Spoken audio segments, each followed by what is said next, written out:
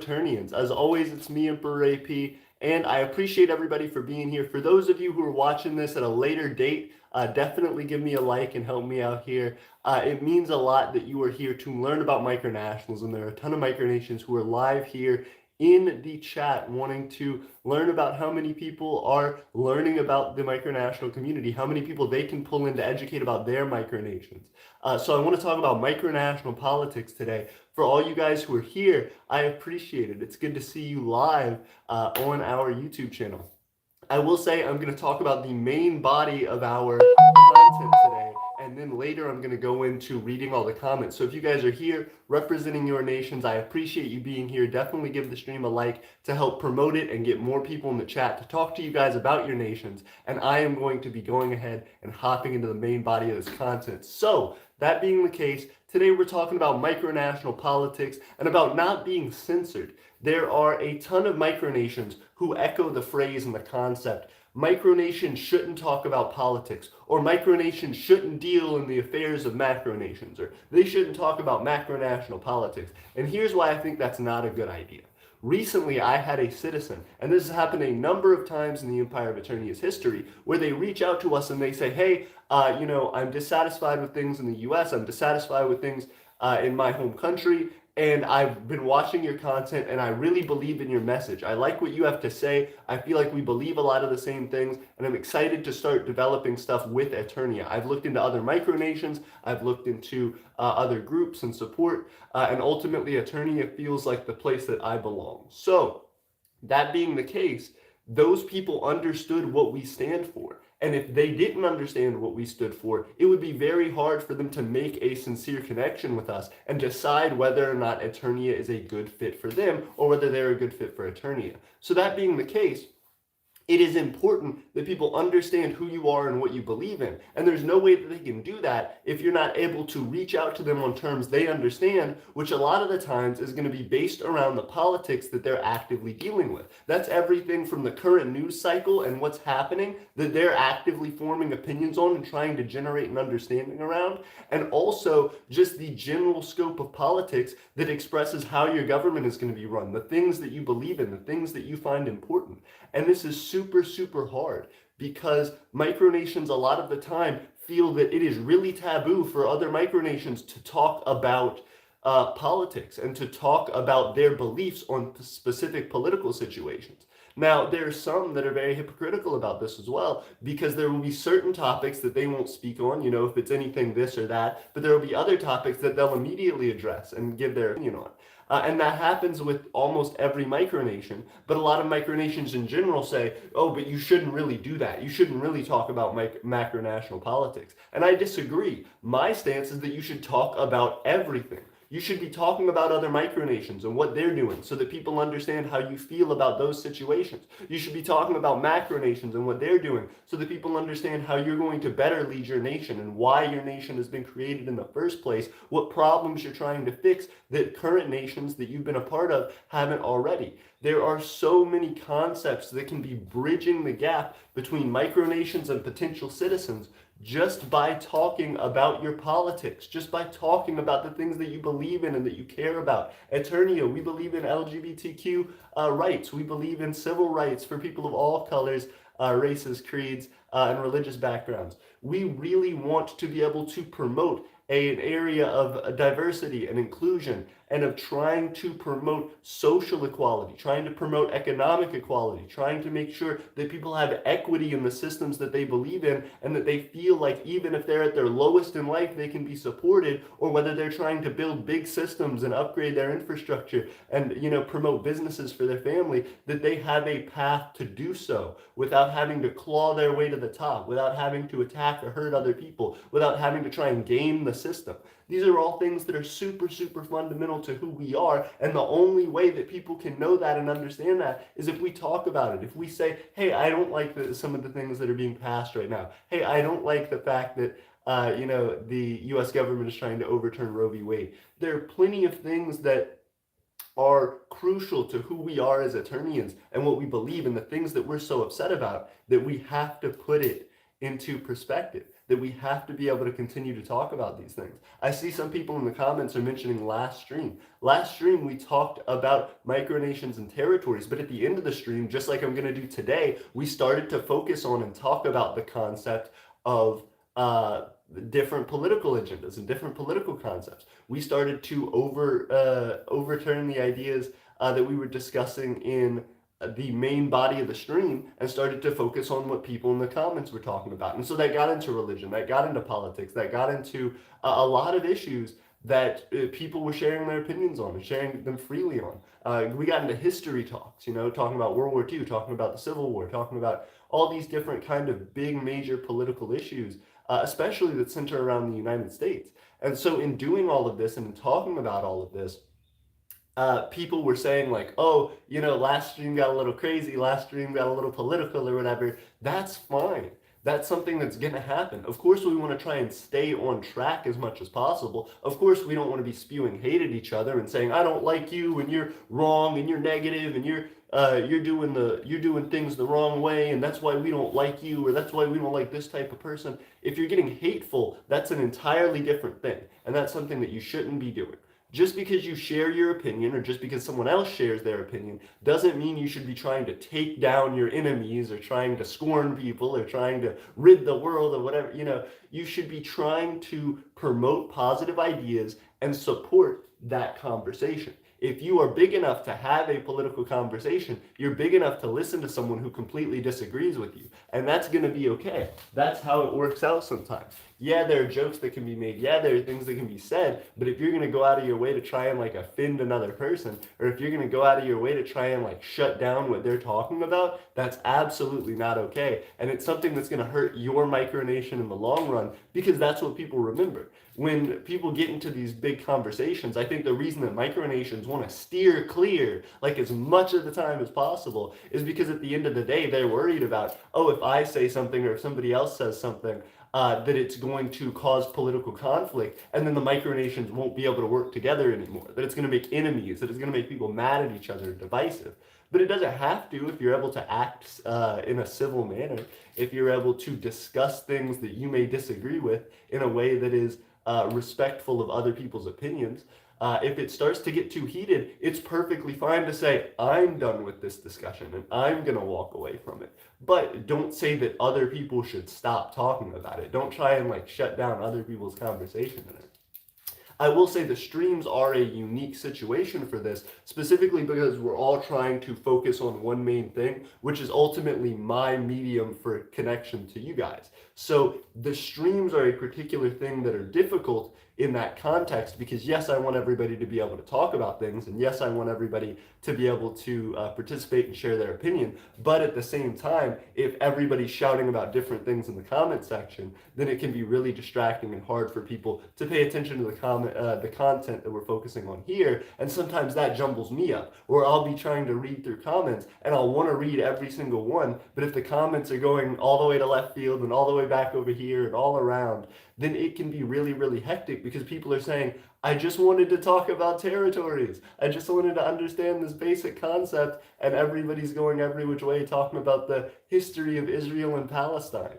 So this is something that's really, really critical for us to focus on and to talk about as micronations. So that's why I wanted to dedicate a whole stream to covering it and just the concept that micronations should be able to talk about things. This isn't a topic that should be taboo or a topic that should be bad to talk about and discuss. This is something that we have to embrace as a community, but understand as well that there are going to be different avenues to do that. As your micronation, as the people who are running a micronation, you should represent your micronation with a certain set of politics. This is something that's going to be crucial for the way that your micronation develops and the way that it grows.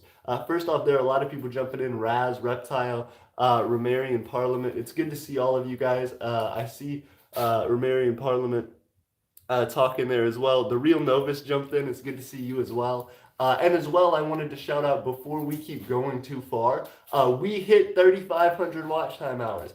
Last stream, we were trying to get 32 watch time hours minimum because we needed that to be able to hit 3,500 watch time hours today. So that stream surpassed 32. It actually hit 41 watch time hours because we streamed for so long and because so many of you stayed dedicated to watching and participating in this conversation with us.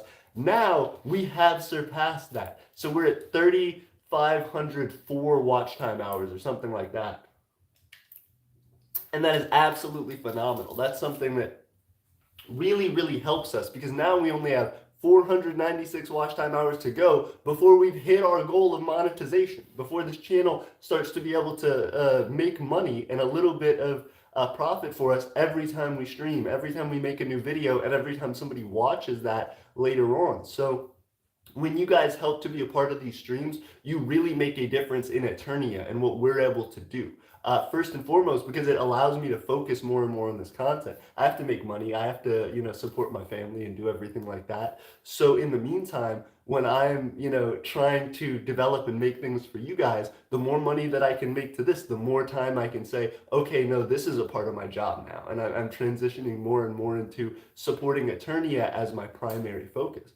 And that becomes really difficult, but it's something that I'm happy to do so long as we can hit milestones to achieve that and make that sustainable for me and reasonable for my family.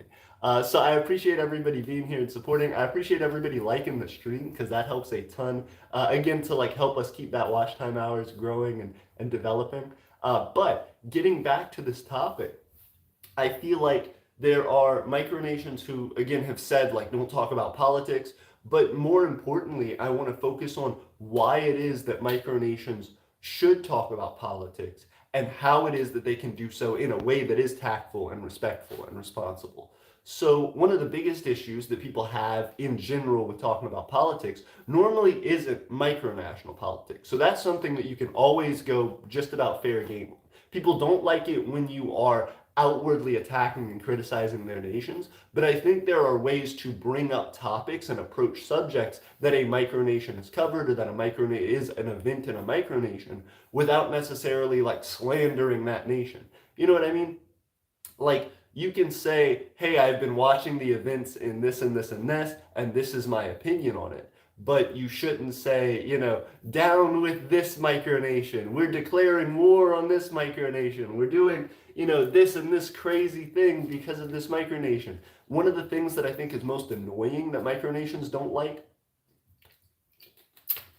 which is something that micronations in themselves love to do but hate it when it happens to them, is to create official documentation. Micronations love to make official documentation about even the smallest, trivialist things, and yet they will absolutely hate it if someone makes documentation about them. I've seen plenty of micronations, and this happens on Twitter all the time especially. I've seen some of it on Reddit too, but Twitter's the big culprit in my opinion, where micronations will come out and be like, oh, here's an official written condemnation of this micronation, or oh, here's an official written declaration of disdain, or whatever it is, some official document that says oh, now in our republic we are banning interaction with this micronation, or because we've seen the events unfold in this micronation, we were inspired to make a law that goes specifically antithetical to that, or whatever. And it, I think, becomes cringy or becomes upsetting to other micronations simply because of the concept that it takes away from their larger talking point. It focuses it around the concept that you're doing some action toward them. And so in a larger micronational context, it makes everybody go ooh, you're in trouble sort of thing. But it doesn't have a long-lasting effect, at least on the micronation that it was intended to. So it's really strange to do that, and I think a lot of micronations feel like it just hurts relations more than anything. But going to larger focuses in that, you can do plenty of things that state your opinion on something, and that call out a particular nation for doing something without necessarily writing official documentation to condemn them, or without saying having some directed attack.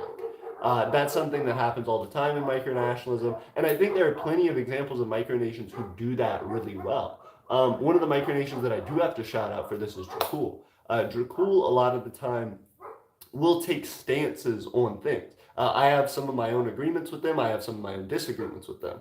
But Dracul does try to make legislation and try to create things not around focusing on a particular nation, but just stating a thing in general. So they'll be like, I've been watching this and this and this and this, or we've been keeping updated with this and this situation. We're coming out with a law that says this.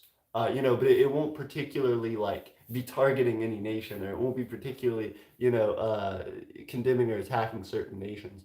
I'll go above and beyond that and say that moving from micronational politics is something, again, micronational politics, easy to focus on. It can cause issues if you're directly attacking people, but most of the time, as long as you're not directly attacking other people's nations or trying to defame other nations, you can move into macronational politics. Now, macronational politics is the big kicker. That's the thing that's really difficult for people, because a lot of the time when you talk about macronational politics, that's something that everybody has an opinion on. If you haven't heard of the micronation that somebody's talking about, or you haven't been keeping up with the news in it, you may not care what they're really saying about it. It doesn't affect your nation. It doesn't affect your family. It doesn't affect your life. But at the same time, it's still there.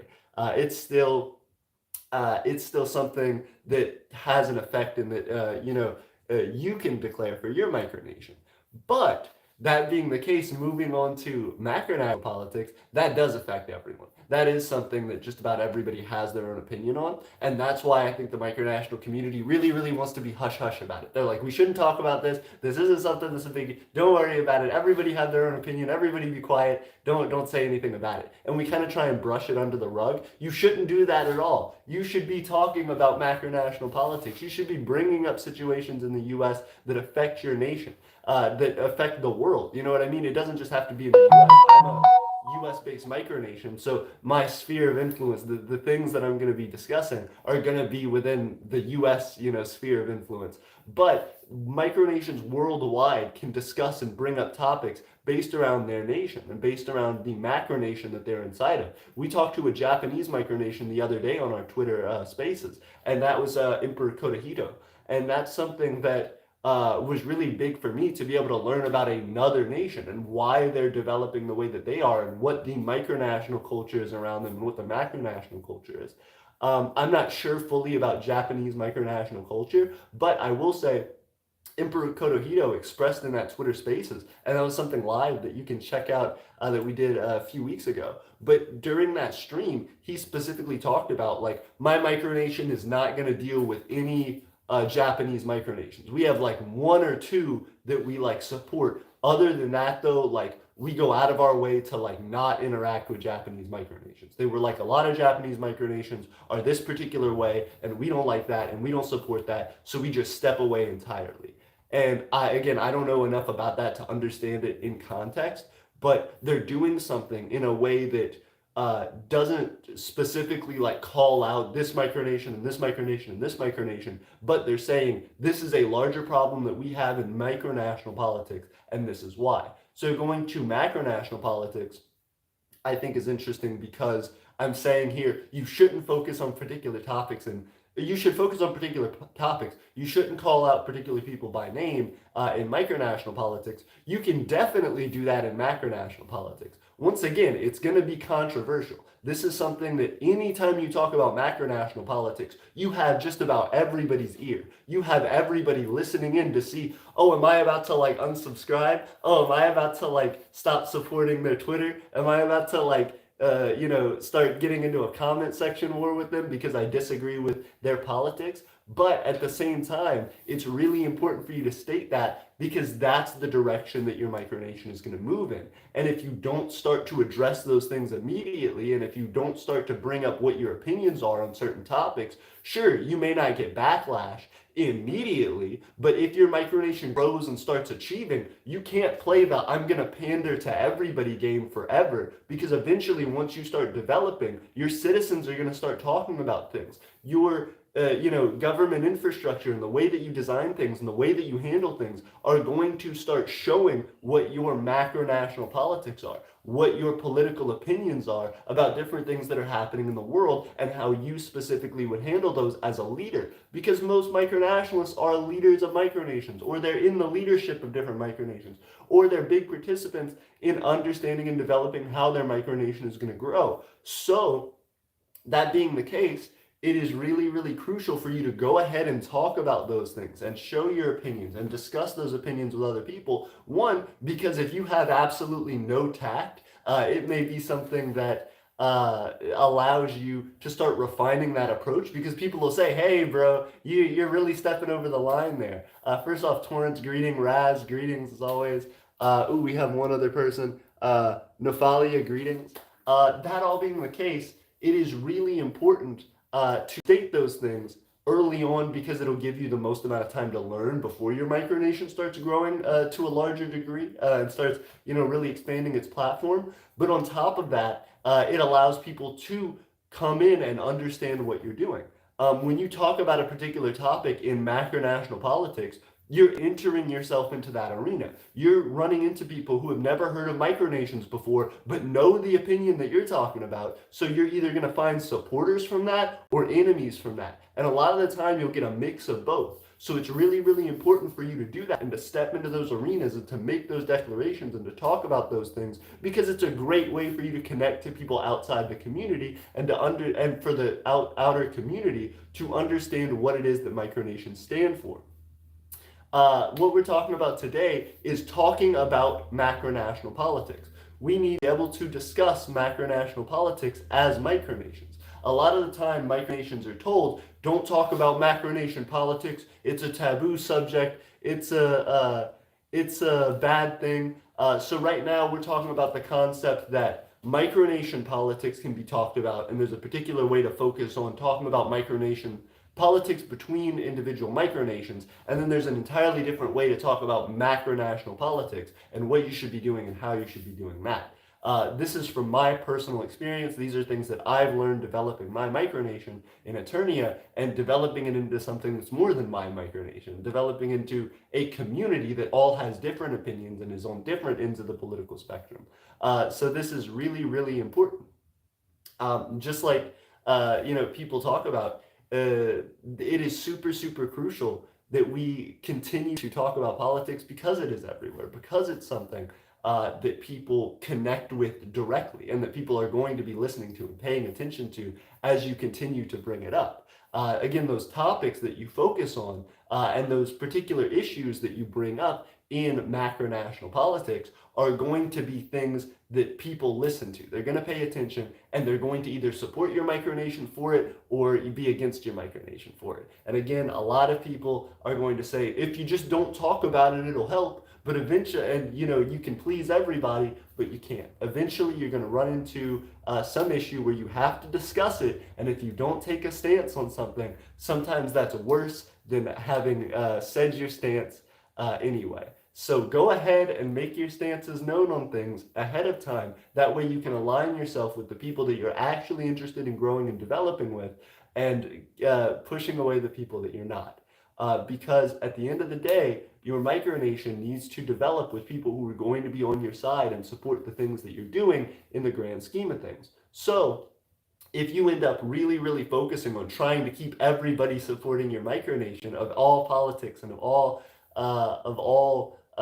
development ideas, then that's going to really limit what you can do when you get to developing, because you're going to start explaining your ideas and you're going to start pushing out these concepts to people, and plenty of them are going to walk away because they're going to go, oh, I didn't know that they were trying to make this and this type of micronation. I didn't know that they were trying to introduce this and this type of laws. Oh, I didn't know the leader had this and this type of political opinion. Now I don't like it. Now I don't support it. Now I don't want to be a part of it.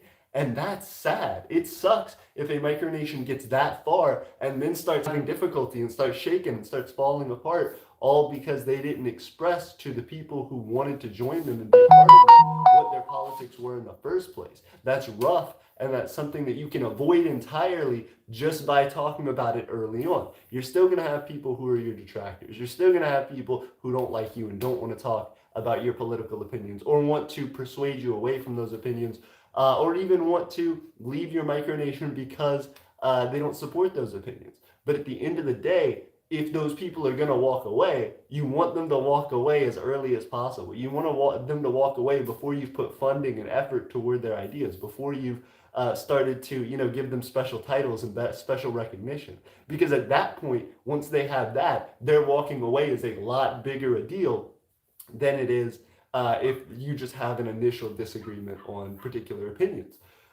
This is something that I definitely don't want to make light of. This is something that I definitely want to cover in depth, because there are plenty of ways to interpret what I'm saying. That can be everything from, okay, I'm saying micronations should talk about all politics. So micronations, are you encouraging micronations that have like really crazy opinions to like just go after people and to just like, be hateful? Not at all. I don't think, again, you should be like targeting individuals. If you're saying like, we're attacking these people and we're doing this and we hate this and this, that's a great way to get yourself in trouble. But if you want to really focus on saying, hey, this happened in the US, this happened in my country, whatever, I disagree with it, this is why I think we should stand up against this is why I think we should speak out against this, that is a great way to build momentum for what you're doing. Micronations, a lot of the time, are political by nature. They are governmental institutions. They are political institutions. Politics is about the way that societies are structured, and micronations fundamentally are about restructuring societies. So, that being the case, you are trying to pull people in who have similar ideas to you so that you can build and restructure that society in a way that works efficiently for the people who are designing it. That all being the case, politics is important. More so than that, politics is something that teaches you how to be a better leader and teaches you what the right talking points are, how to grow, how to expand, and how to get people to see your side of things, even if you might be in an adversarial position. There are going to be serious situations where micronations really have a lot of pushback. Whether you're trying to develop a particular thing, whether you're making something like a micronational organization, whether you're trying to, ask people for money for a particular thing, whatever it is, micronations, when you start doing things, are always going to bring up criticisms to you and are always going to find different ways to try and disagree with what you're doing. And if you don't have situations in the past where you've already butted up against some of that confrontation, especially when talking about, for example, your personal politics, then a lot of the time, micronations freeze up. And I see that happen really regularly, where a lot of the time, the more that micronations continue to push and develop, they will hit those roadblocks that are just things that they couldn't have anticipated. Again, micronationalism is like a well-rounded thing, that being a leader in a micronation, you have to know a lot about a lot of stuff. And so you're always going to have blind spots. You're always going to have things that you don't understand to begin with and that you learn about as you develop your nation. But that being the case, if you run into things like politics that you've never had to encounter or debate before, and then all of a sudden you're thrown into a high-stress situation that has a big impact on your nation, like, an ally deciding to leave because of a particular stance you have, or because of a particular project and its goals that you're developing. That can be something where if you have the right tact and if you have the right ability to debate something, one, you may be able to change somebody's opinion, but I don't think that should be the end goal. Two, you may be able to find mutual ground. You may be able to do something that allows for you both to agree to disagree and to set up some sort of way to find the root cause of the problem that you're both arguing about and come to some alternative solution. Politics is not a winner-take-all system. It's not something that is going to have a direct right or wrong to it. It is about people's opinions, and it is about having a way to make, support and gather people for your particular cause. And as well, it is going to be about how to build bridges between people who may have different views. Of course, if you have completely adversarial views, it's going to be pretty difficult to build that bridge. And at a certain point, it may not be worth it to build that bridge. And that's another thing that politics teaches you about, is that if you start to develop your micronations politics, think about what's important. Start talking about these macronational topics that are happening right now in your country, when you start to debate those people online, when you start to talk to those people in person about what you believe, why you believe it, and what you think should happen, a lot of the time you're going to start running into these things that are going to teach you about who you don't want to have as a part of your nation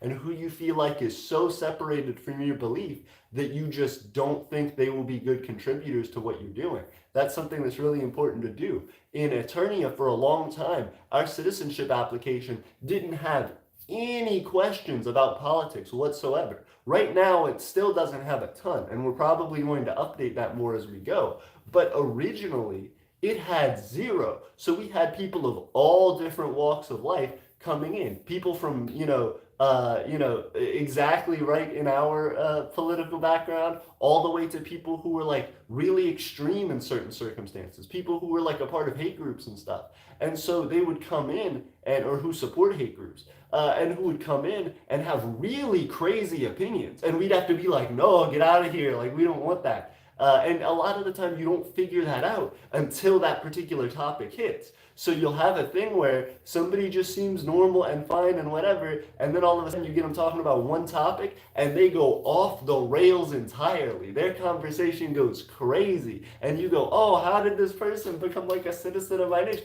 How did a person like connect to us like this? I don't want any part of this. But if you've already given them titles and stuff like that, it may be too late. Fortunately, Aeternia already like developed its system to where titles are really limited and it takes a long time to like gain and develop titles. But at the same time, I think for a lot of other micronations, that could have been like a huge controversy.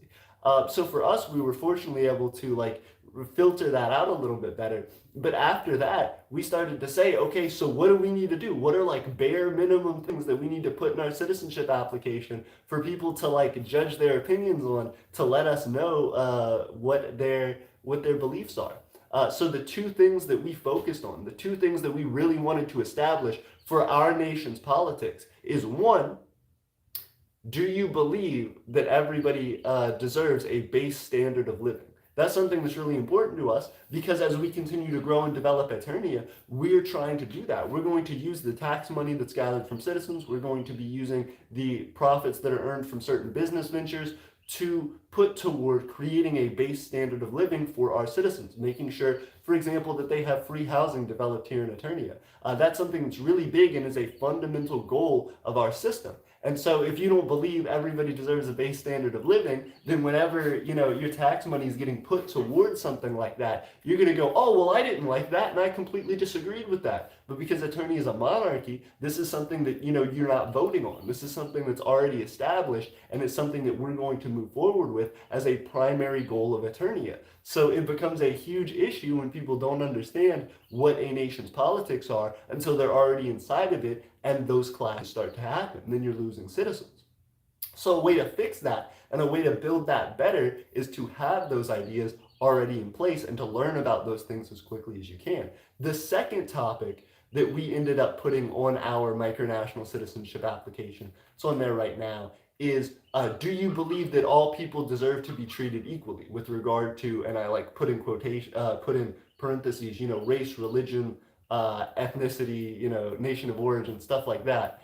And that's important because again, there are plenty of people who will be like, no, I don't, like I'm super sexist. They're like, no, I don't, I'm like racist or whatever. Or I don't like, these particular religions or whatever. And that's something that may not come up, especially if your micronation doesn't like talking about politics for a long time. And then all of a sudden, it'll just hit. All of a sudden, you'll be talking about a particular thing or planning a particular thing, and one of your citizens will come out with like some crazy opinion or some crazy idea. And if you're not like careful with sorting and figuring out who you want to be a part of your nation, you will run into that time and time again. So fortunately, after we ran into that once or twice, we were able to like quickly start to filter people and start to put in more restrictions as to our citizenship and telling people as well, these are things that you're going to have to like deal with in Aeternian politics and in Aeternian life. These are, a base fundamental core set of beliefs that Aeternians hold together. And so we do still have a varying degree of opinion on different politics. We have people who identify as conservatives, we have people who identify as liberals, we have people who identify as communists, we have people who identify as anarchists, we have people who identify as libertarians. There are a large, diverse network of Aeternians. But that being the case, we all agree on like some fundamental things. And that's again important because as I continue to plan our growth and development, as we bring more people into the government to start activating and achieving those different goals, it is hard to have people backstep and realize, oh no, this is what Aeternia is about. So we try to put the basic core ideas in the citizenship application. We're going to get more detailed with that over time. But as well, another way to like prevent that, even if you're like, oh, well, it'd be difficult for me to update all of my documentation and stuff, is to just talk about those things, is just to be able to make content or to be able to post things online that share your political opinions, that talk about your nation's stance even on particular events that are happening in world politics. Because if you can do that, people will start to get an idea of what your nation stands for and what kind of nation you're going to be building in the future. That's something that micronations lack on all the time, and that if you continue to slack on it, is always going to cause your nation more and more issues. There have been plenty of micronations that I have seen that connect together and become allied in some way, and then decide to split up and break alliances because they, one micronation took a stance. Manu said, no, I'm late. It's good to see you, Manu. I appreciate it. You're not late. We're still here. We're vibing. We're talking about politics, and we're talking about what micronations should be doing as far as speaking about politics. And I think it's important not to censor your micronation and stuff like this.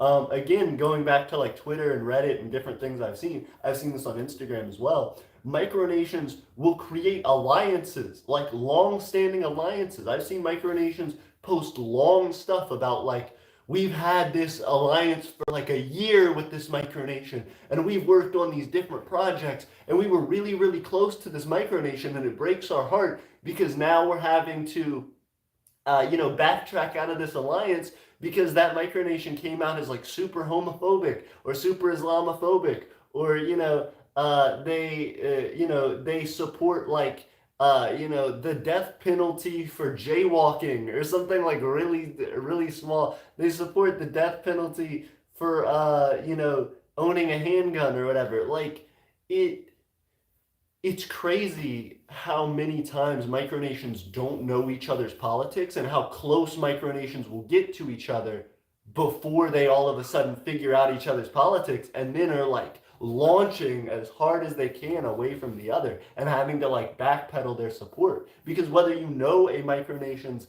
politics or not, if you don't figure that out, when you ally with a micronation, when you connect yourself to a micronation, you are associated with them. So they have some kind of contribution to what people view as your either direct politics or what you are comfortable with talking about and having connection to as a political agenda.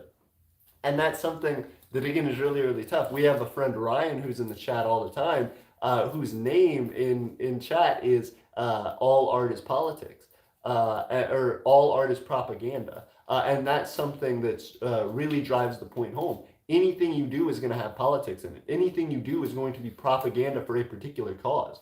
First off, Connor jumped in. Hey, Connor, it's good to see you. Also, it's good to see you, Grand Ferry. We have 11 viewers right now, 9 likes. Thank you guys for liking the stream and being here. It helps a lot when you do, because it helps us to grow our watch time hours. Like I said, we hit 3,500 watch time hours as of yesterday's stream because you guys helped us hit our goal of 32 watch time hours in that stream. If we hit 50 watch time hours every single stream, which would be crazy, but if we hit 50 watch time hours every stream, we would only need 10 streams to hit watch time, to hit 4,000 watch time hours and get our goal of monetization. If we just hit 20 hours, or not 20, if we hit 25 hours of watch time every stream, which is much more reasonable, that's like a little bit more than an average stream. Normally we're getting like 17 to 20 watch time hours a stream, but if we hit 25 watch time hours a stream, we would be up to, 20 streams before we hit monetization. That's not that far. So the more that we continue to push as micronations toward that goal, the more that it means that I can focus on content for you guys and helping to grow and promote micronationalism as a whole, and the more that we can dive deeper into these topics like this. I really, really feel passionately that micronations should not be censored. You have your own politics, and sure, you shouldn't be hateful and mean and derivative to people who are going to state their opinion as opposite to yours. But at the same time, you need to state your opinion really directly, because you need to make sure that people understand that so that they don't hate you down the road when all of a sudden you're developing a large scale project and they absolutely disagree with it, and they've given you money maybe for that or toward other things that you then use for it. It's really, really difficult to do that. Again, there are things that are micronational political ideas as well. Things like micronational war, micronational militaries, micronational organizations, micronational charity work. There are particular ideas that are specifically focused around, the idea of mutual recognition, that are specifically micronational political ideas that people will have varying opinions on, that really isn't going to affect macronational politics too much, but is still something that you need to know as a micronationalist dealing with other micronations. Because if you don't know their opinions on that, and all of a sudden they start doing things and acting in a specific way, you may be surprised with what the result is. Vice versa, there are going to be plenty of things in macronational politics that affect you that you wouldn't think about right away. You know what I mean? Taxation, like opinions on taxation, is going to be a huge thing. Opinions on gun control, opinions on religious rights and freedoms, opinions on things like bodily autonomy. All of those things are going to be, central governments versus centralized governments versus, like states' rights and things like that, or like municipal governments. Those are huge topics which, even though in and of themselves you may say, oh, well, that's like macronational politics stuff, micronations kind of have their own unique way of doing stuff, it's still going to come into the grand scheme of things in your nation. It's still ultimately going to become something that you have to make a decision on, because one way or another, you're going to have to deal with those topics at a certain point of growth in your nation. So it's tough, and it's not something that anybody wants to talk about. A lot of nations really try and suppress conversation about macronational politics especially, but sometimes politics in general. And micronations are political entities. They are things that are trying to develop and reorganize social structures, and the understanding and discussion of social structures and of the way that people interact in societies is what politics is. So it's really, really important.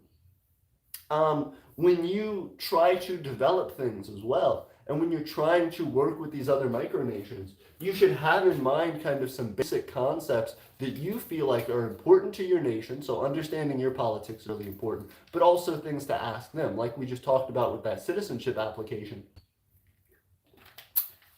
There was a time where we didn't have anything on our citizenship application that asked about politics, and that ended up being a big problem for us, because we had people who were very hateful sometimes who would try and join Aeternia. We had people from all different political spectrums which would try and join us, and some of the time that's perfectly fine. Again, even right now we have people from all different areas of the political spectrum who are a part of Aeternia, but we really want to kick out the hate speech. And so that's something that like we've now done through our citizenship application, as well as just talking more about our politics on stream. There is a less likely chance that somebody who watches our streams regularly is going to apply if they like to use hate speech, or if they like to, be really like edgy and controversial with their opinions or whatever, in a way that's just negative and like harassment.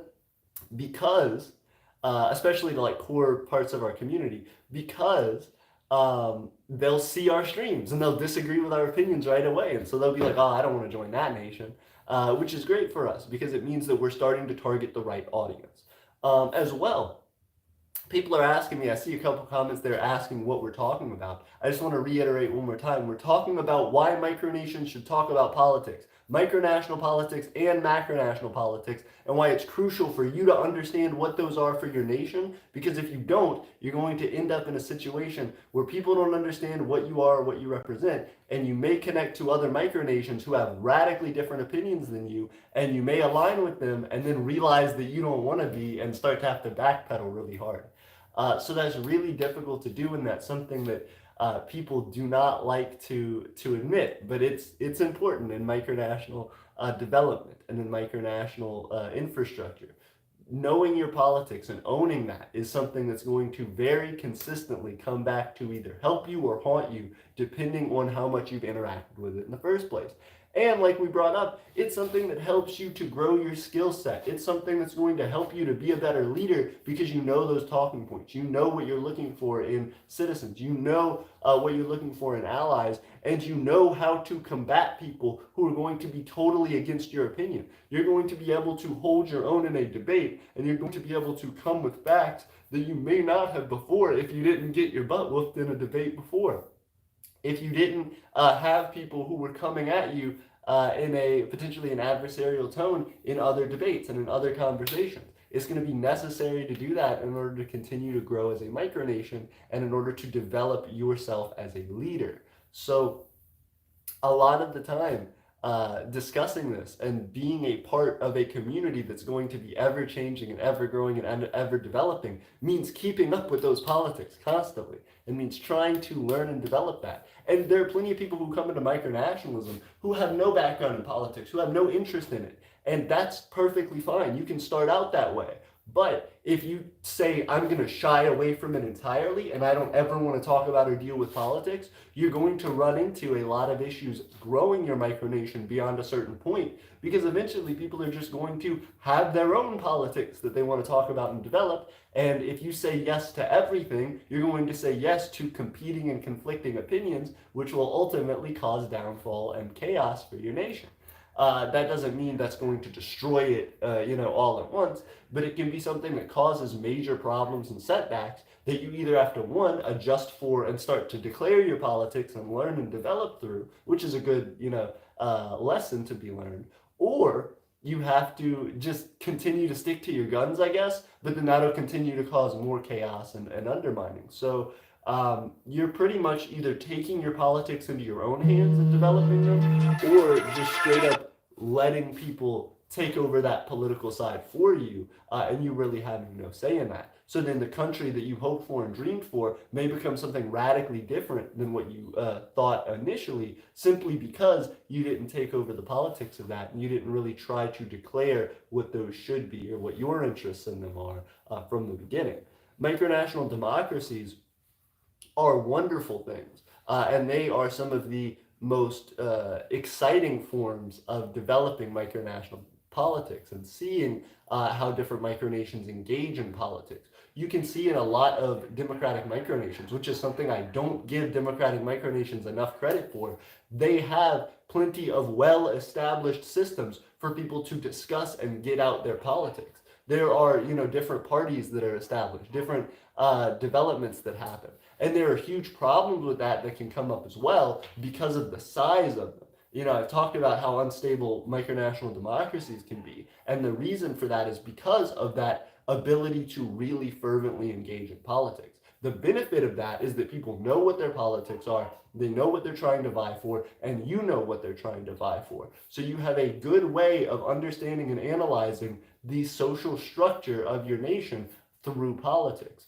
But the problem is, because everybody has this specific piece of the pie subsection of how much they can control or influence those politics, the smaller number of people you have in a micronation, the easier it is for somebody to radically change the political landscape of your micronation. If you're a micronational democracy and you have 10 people in it, all it takes is 6 people potentially. If you have a first past the post sort of setup, if you have a over 50% majority rules voting system, then as soon as somebody gets that majority, as long as they can hold it, they've got it and they win. And so a lot of the time, micronational democracies will start off with one particular ideology and say, this is kind of what we believe in and what we've developed, but at the same time, we want to be democratic and we want to open this up to anybody and everybody who wants to share their politics and what they think is important, because ultimately we feel like the good will win out and our opinions will be the ones that hold strong.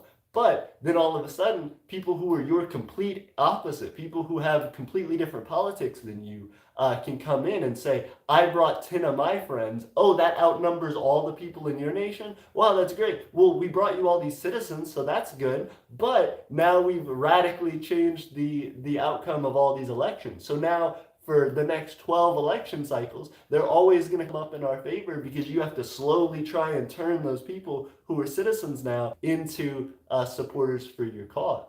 And if you don't, that can potentially even get as crazy as starting to change major parts of your government and say, okay, well, now we've all had a referendum to change the Constitution.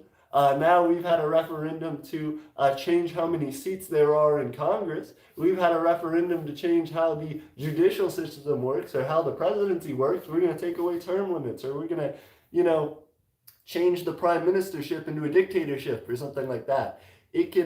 That can happen really, really quickly. And so because of how small a number of people are in these democracies many times, or how many people are regularly voting in these democracies, so it's a great way to engage in politics. But the system of setting up a democratic micronation can sometimes be unstable because of that fact, that it's so easy to have these things change and flip around if you're truly trying to hold the democratic ideals. That's a topic for another video, but the key takeaway there for this one is simply that those politics matter, and that knowing the politics of the people who are coming into your nation can help you to develop an understanding of what is that you're looking for in an ideal citizen, so that you can prevent things like that, so that you can prevent, large-scale changes in your nation from the basic ideology that you were hoping to establish in the first place, simply because a whole bunch of people with the opposite opinion came in and changed everything. And so it can be really, really important for you to focus on politics in your nation, especially if you're a democratic micronation. But even if you're not, talking about micronational organizations, a ton of micronations love to the bottom of their heart micronational organizations, because they feel like it's the way to solve micronations problems. They say, hey, if we're all, separated out, and if we can't find enough citizens, and if we can't grow our micronations, the best way to solve that is by creating micronational organizations, and to bring all these micronations under the fold, under the grand old tent, and we're going to, build this and develop it into a larger, stronger system. But when you do that, a lot of the time you're dealing with the politics of other micronations. And every micronation inside of it has people with different politics, but the micronation as a whole has one kind of general theme that it falls under, and one primary premise that the founders of that micronation wanted the micronation to develop toward. Then that micronation is founded on a particular set of politics. They have particular ideals and beliefs that they hold, that when you join them in a big group, especially a group that is voting like a democratic system, all of a sudden you have this situation that's going to be a conflict of interest potentially for different people in that organization and for different micronations. You're going to have a situation where micronations who are very democratic and micronations who are, very like authoritarian or dictatorial or monarchist or whatever are going to be clashing. Micronations that are very libertarian are going to be clashing with micronations who are very communist or socialist or whatever. Micronations who are, very used to their particular type of politics are going to be wildly dissuaded from joining as well, because they'll enter a whole different side of politics. And so even these micronational organizations that are meant to be representative of all micronations and meant to be, this positive breeding ground for ideas and support can become really, really divisive and really, really hurtful to a lot of people, because they ultimately will be swallowed up by whatever the majority politics is of that group. If most of the micronations in a micronational organization are connected to one particular political ideology, then all of a sudden, if another micronation who has opposite opinions comes in, they're going to be immediately outcasted. Or vice versa, if you start out your micronational organization with 2 or 3 micronations who all believe the same thing and who are of the same political opinions, and then all of a sudden you get 10 or 12 new member states that are of the opposite political opinion, all of a sudden now your micronational organization is controlled by a political opinion that the founders themselves don't like and don't support. So that's a very democratic process, but are you going to want to stay in that micronational organization if all of a sudden all of its policies and all the things that it's going toward and developing are antithetical to what you were doing? For example, if your micronational organization starts out as an economic organization or as a way for micronations to build friendships and alliances and stuff like that, and then all of a sudden somebody comes in and says, hey, I really like this. I have like 4 or 5 other micronations that are really excited about joining, and they join in, and all of a sudden they say, we're all really supportive of micronational militaries, and so we think you shouldn't be focusing on like outreach and web development and all these other things that you're wanting to do. You should, economic development, you should instead be focused on militaries. We want to have a referendum to move, or a vote to move most of our resources and development toward military development. And so then you go, okay, well, you're a part of the organization, you can do that, we can have the vote, whatever. So then you go in and have the vote, and all of a sudden they win, and now most of the opportunities and things that are developed are toward micronational militaries. And so then they say, oh, okay, well now all of the micronations that are part of this organization, we should have a vote to see if they should all have to agree to support each other militarily in case there's any conflict or whatever. And then it's like, oh, okay, sure, so we'll have the vote, and then you become a part of the vote, and you're like, oh, but my micronation really doesn't want to get into like a military conflict. That sounds weird. I'm not sure that I'd support that. And then all of a sudden, it gets to the point where that micronational organization is declaring war on people and doing things that you wouldn't align with your politics whatsoever. And that can be the issue. I saw Torrance here saying, can AP stay on topic? This is a big part of the topic. Hey, Raz said he is on topic. I appreciate it. That's something that's really important, is that you can completely shift your nation's support of a group because of the political changes in a situation. And if you're not carefully monitoring that, your micronation can end up in trouble because it aligns with groups that you don't support or wouldn't support normally if you knew their politics. And as well, it allows you to make sure that the politics internal to your micronation, from the citizens that are helping to develop it, don't all of a sudden become associated with things that you would never support in your own personal life, or that don't change the goals of your nation entirely. Micronational politics is the steering wheel of a micronation. The government of a micronation may be the crew, and they may be, the captain and the second in command and the helmsman and all these different people.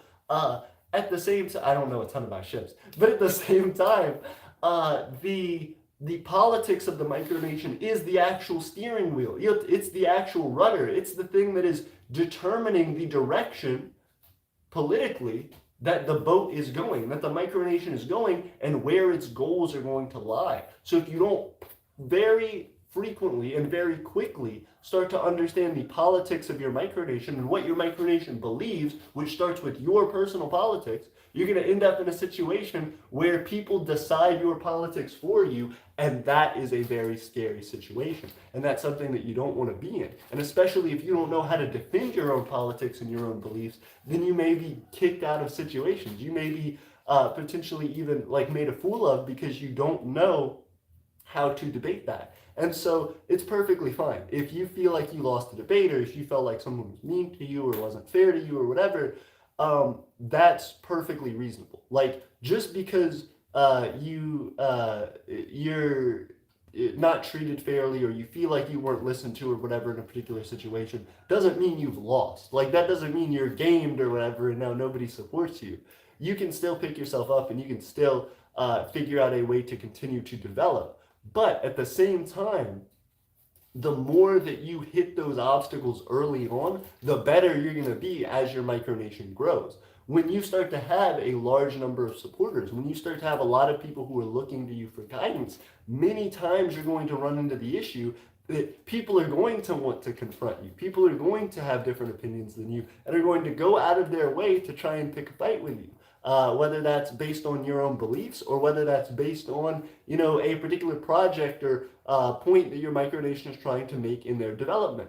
And so when you do that, if you aren't able to hold your own in that conversation, people may change their support. The other side that's arguing against you may effectively convert someone to their side.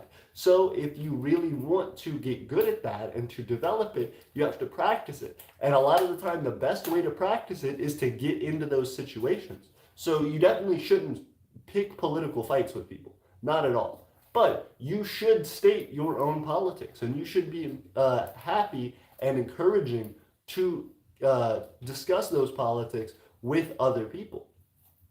That's something that can be really hard, though, as well, because you have to be accepting to do that. You have to understand that people are going to come to you. If you ask for a political conversation, people are going to come to you with their politics. And so if you start disagreeing with what they're saying, you have to say, okay, I hear you, I understand, this is what I'm curious about. And you have to understand your own mental fatigue. If you start getting to the point that you really are just angry with the conversation and you don't like what they're saying and you feel like they're wrong and you feel like they hurt your feelings and you feel like, they're a bad micronational and they shouldn't be a part of the community and this and that and that, all of a sudden you should realize, hey, I'm getting mad. Like I wanted to get into this conversation. I wanted to learn something. And now I'm not learning something. I'm just, hurting feelings, or I'm having my feelings hurt. And it's not productive anymore.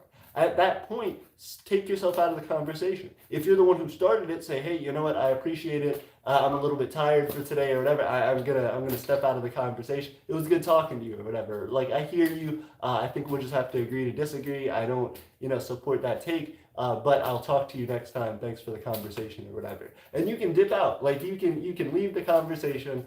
There doesn't have to be like a declared winner or loser in every debate or in every conversation. You can just state your opinions, learn other people's talking points, learn the opposite opinion, and develop from there. It's super crucial to do that. We have plenty of people in the comments who hit up the concept regularly of opposite opinions that I have. And so then I continue to build on that and discuss that. Nate asked how many watch time hours, AP. So I posted it in the Discord.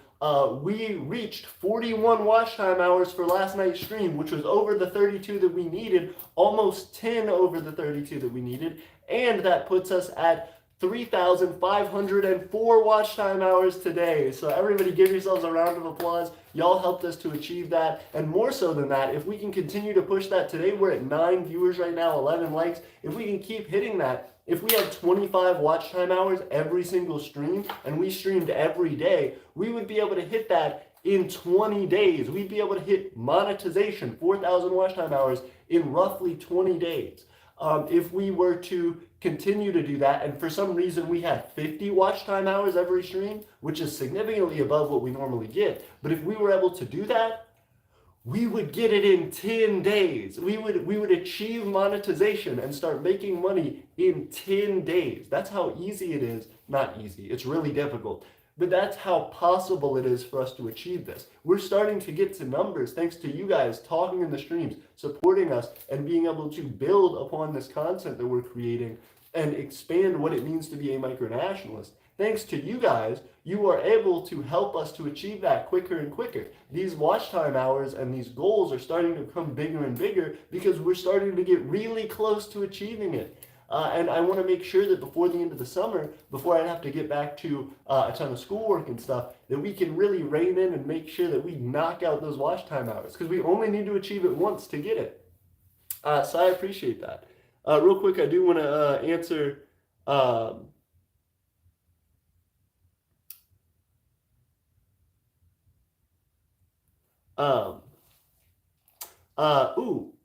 Torrance says, AP, how much do you want for the design work on my flag? I desperately need to get this done. I'm happy to hit that up for you, Torrance. It depends on the work. Did you send me an email? Like, I need to check the email, but I would say if it's something simple, probably like $50. If it's something, if it was like really, really simple, I could probably go down to like 30. If it was something that like needs me to actually like design a thing and like draw it out and stuff and make it in Photoshop, I'd go probably to 50 as like a reasonable price. If it was really extensive, it could go all the way to like 75. If I'm having to put like hours of work into it, but I'm gonna try and make it reasonable for you. I want to be able to do that, particularly because it's not about me making a ton of money right on that thing. It's about trying to get you to work with Vincent and develop stuff with him. So, on the small end, maybe like $30. If it was real simple stuff, going into like more extensive, like serious work to develop design, like give you different drafts of it, probably going into like $50. If it was like real extensive, crazy stuff where I'm having to send you like tons of drafts and do like hours and hours of work, probably going to like 75. But that just, that's to allow me to get like, a decent, at least like $10 or $11 an hour for my work. But yeah, I appreciate that. Yeah, definitely let me know. I am happy to hit it up. My email is aeternianempire@gmail.com. AETERNIAN EMPIRE at gmail.com. So I appreciate you hitting us up. Okay, perfect. So, real quick, Nate said, I think your average is 8 or 9 viewers per stream. If you could stream every day for 4 hours, then you could reach it in 15 to 20 days. Absolutely. And that's what we're trying to talk about right now. Like, it seems perfectly reasonable to achieve that pretty quickly. But it's ultimately even that, I'm trying to tie it back into the topic, but that connects to our politics. Like you guys being able to talk right now and develop this, the structural organization of Aeternia and the way that it is developing, even online, even through this chat, even through, the concept of monetization, and you guys helping us to push toward that is a political goal for Aeternia. That's a, design in our politics to be marketing, to be, trying to raise money and fundraise for continual development of our nation. And so it's something that is huge for us to be able to do that. As well, one of the particular designs that we have pushed toward for our micronation and for developing and moving forward on YouTube is we really focus on live streams. Of course, we want to do things that are helpful and beneficial as far as, edited content. When we first started out, we did a lot more edited content. Some of that really popped off, even some of our more recent edited content. As far as watch time hours and giving you guys, I feel, a large amount of benefit, I think these live streams are super helpful. They allow you to ask questions. They allow us to move into concepts that really focus on your tailored approaches to micronationalism and to building a community that supports each other, and to allow you guys to see not just what's like the edited, posh, whatever stuff that I'm doing on camera, but to be able to see the real version of me, the person who people interact with all day, every day. So being a part of these live streams with you guys helps me to understand what it is that we are doing, and how this community is going to continue to grow moving forward. It allows us to connect to you guys on a really personal level. And so the more that we can support these live streams and get these live streams to be the thing that gets us monetization, and helps to fuel our politics, so to speak, is going to be the thing that helps us to grow really fast. Again, these streams do a number on our watch time hours. They really, really help a lot, and in a very short period of time as well. So if we can continue to push and get those watch time hours and get what is necessary to keep growing, what we can do is start to very, very quickly push out new content that allows us to make a significant amount of money, because we can put ads throughout the streams. We're not gonna like jam pack them in, but if you guys can watch those ads and can support us through the fact that we will have ads through some of the live streams, I think some of our videos already have ads on them, and are already like a thing that we just don't get any money from. So if you guys do end up seeing ads on our channel, once we hit 4,000 watch time hours, we will get a cut of those ads, whereas right now we absolutely don't. And so that's something that we're really trying to push for. And the longer that we do live streams, and the more ads that you guys watch throughout the live stream, the more that it helps to make us money, which goes toward our projects, which goes towards me trying to make this more and more full-time for myself, that goes toward making edited content even bigger and better, goes to being able to hopefully hire somebody part-time to help us edit content, to help us put out things and improve them so that we can feed it back into the community. It's a big deal for us, and we're getting close. Like 9 viewers right now. If we were to have 10 viewers throughout 2 hours of a stream, 10 viewers, we just jumped up to it. If we were to have 10 viewers for 2 hours of a stream, we would be hitting 20 watch time hours. We would be jumping up to what we need to start achieving those big goals and starting to get to 3,600 watch time hours, 3,700 watch time hours. Every single time we like slowly increase and grow, it's going to be trying to fight back against us to keep us below that 4,000, because it's 4,000 watch time hours a year. So it's like a speed that we have to get up to. It's like a pace that we have to continue to keep earning. But once we hit it, we're good. We have to hit 4,000 watch time hours a year once. And once we hit that, we're good. Raz says, I'd watch an ad for this channel. Thank you very much. I appreciate it. Nate says, I would say 3 to 4 ads on long streams like this. I would agree. Nate says only on a normal edited video, I'd say 1 to 2. Agreed. I would say I'd probably put 1 to 2 on an edited video, because most edited videos are about 10 minutes long or so. I would say for live streams, I would probably do one every 20 minutes. So, like 3 to 4 for a stream that's like this, that's like an hour long. But a lot of the time our streams go for 2, 3, 4 hours. So, you'd see one every 20 minutes. It wouldn't be that crazy, but on a 2-3 hour live stream, we may get 8-10 ads out of that, and that would help us a ton. Because even though 8-10 ads sounds like a lot of ads, every like 20 minutes of content, that's not crazy.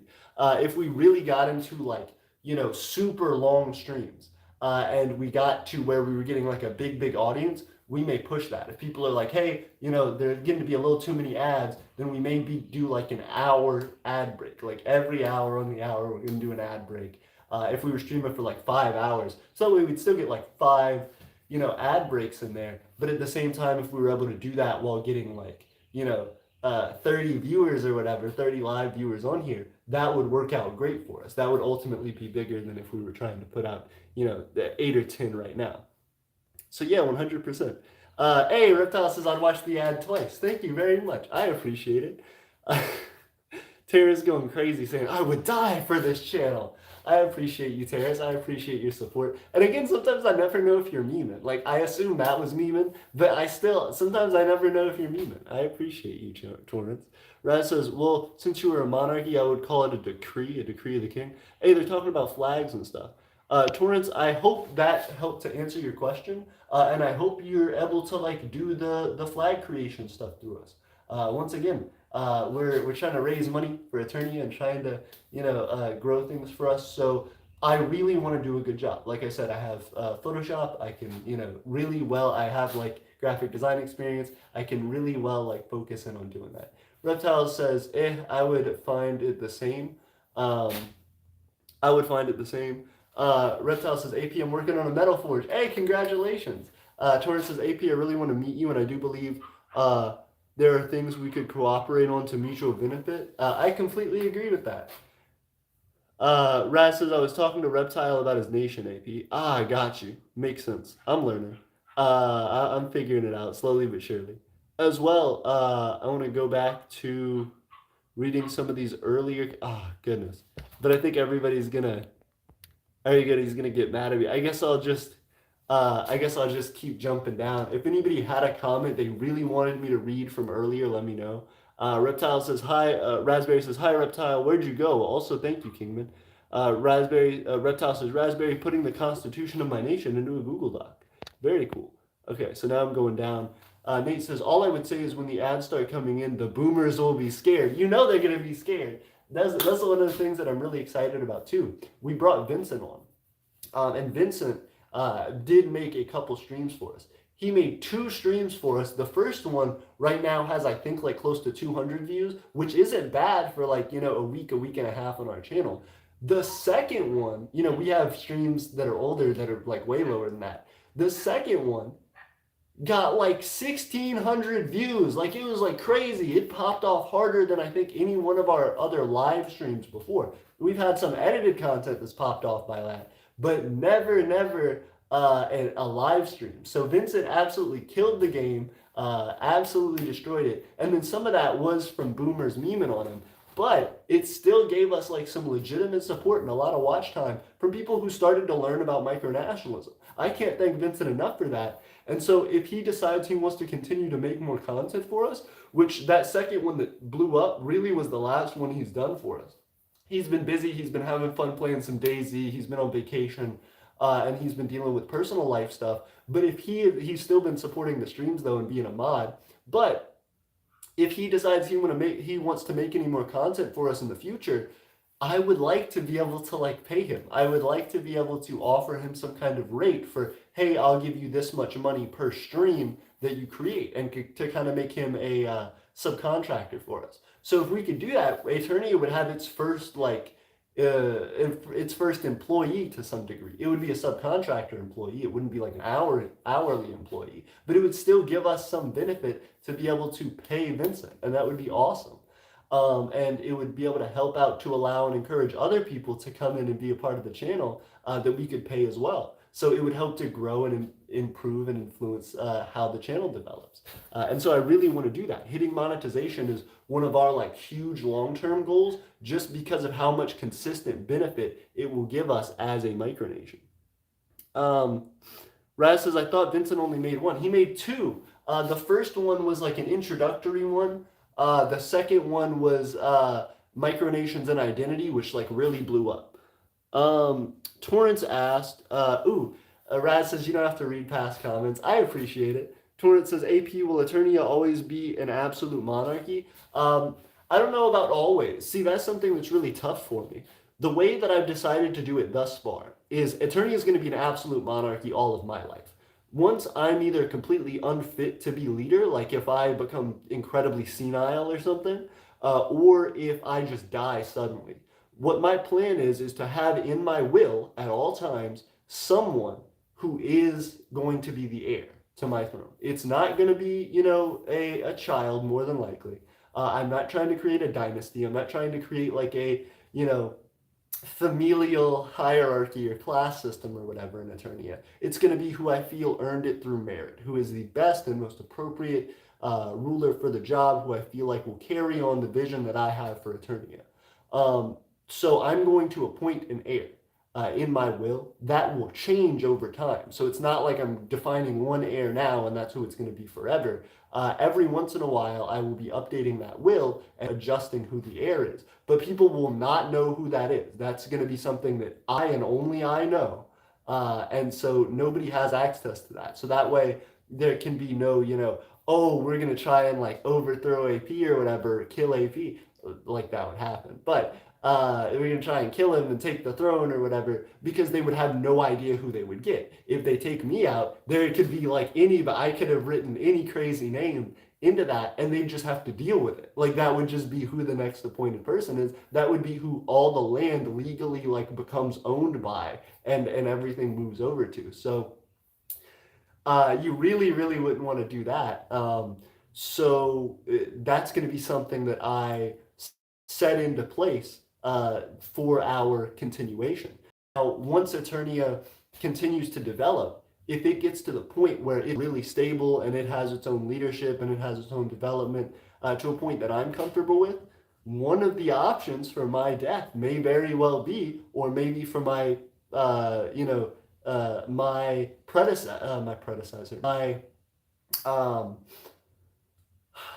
the person who comes after me, potentially by their death or their transition out of power, there may be something that I write in that says, hey, after this amount of time or after, this whatever, Eternia needs to transition into this kind of government, needs to transition to having these basic roles and setups.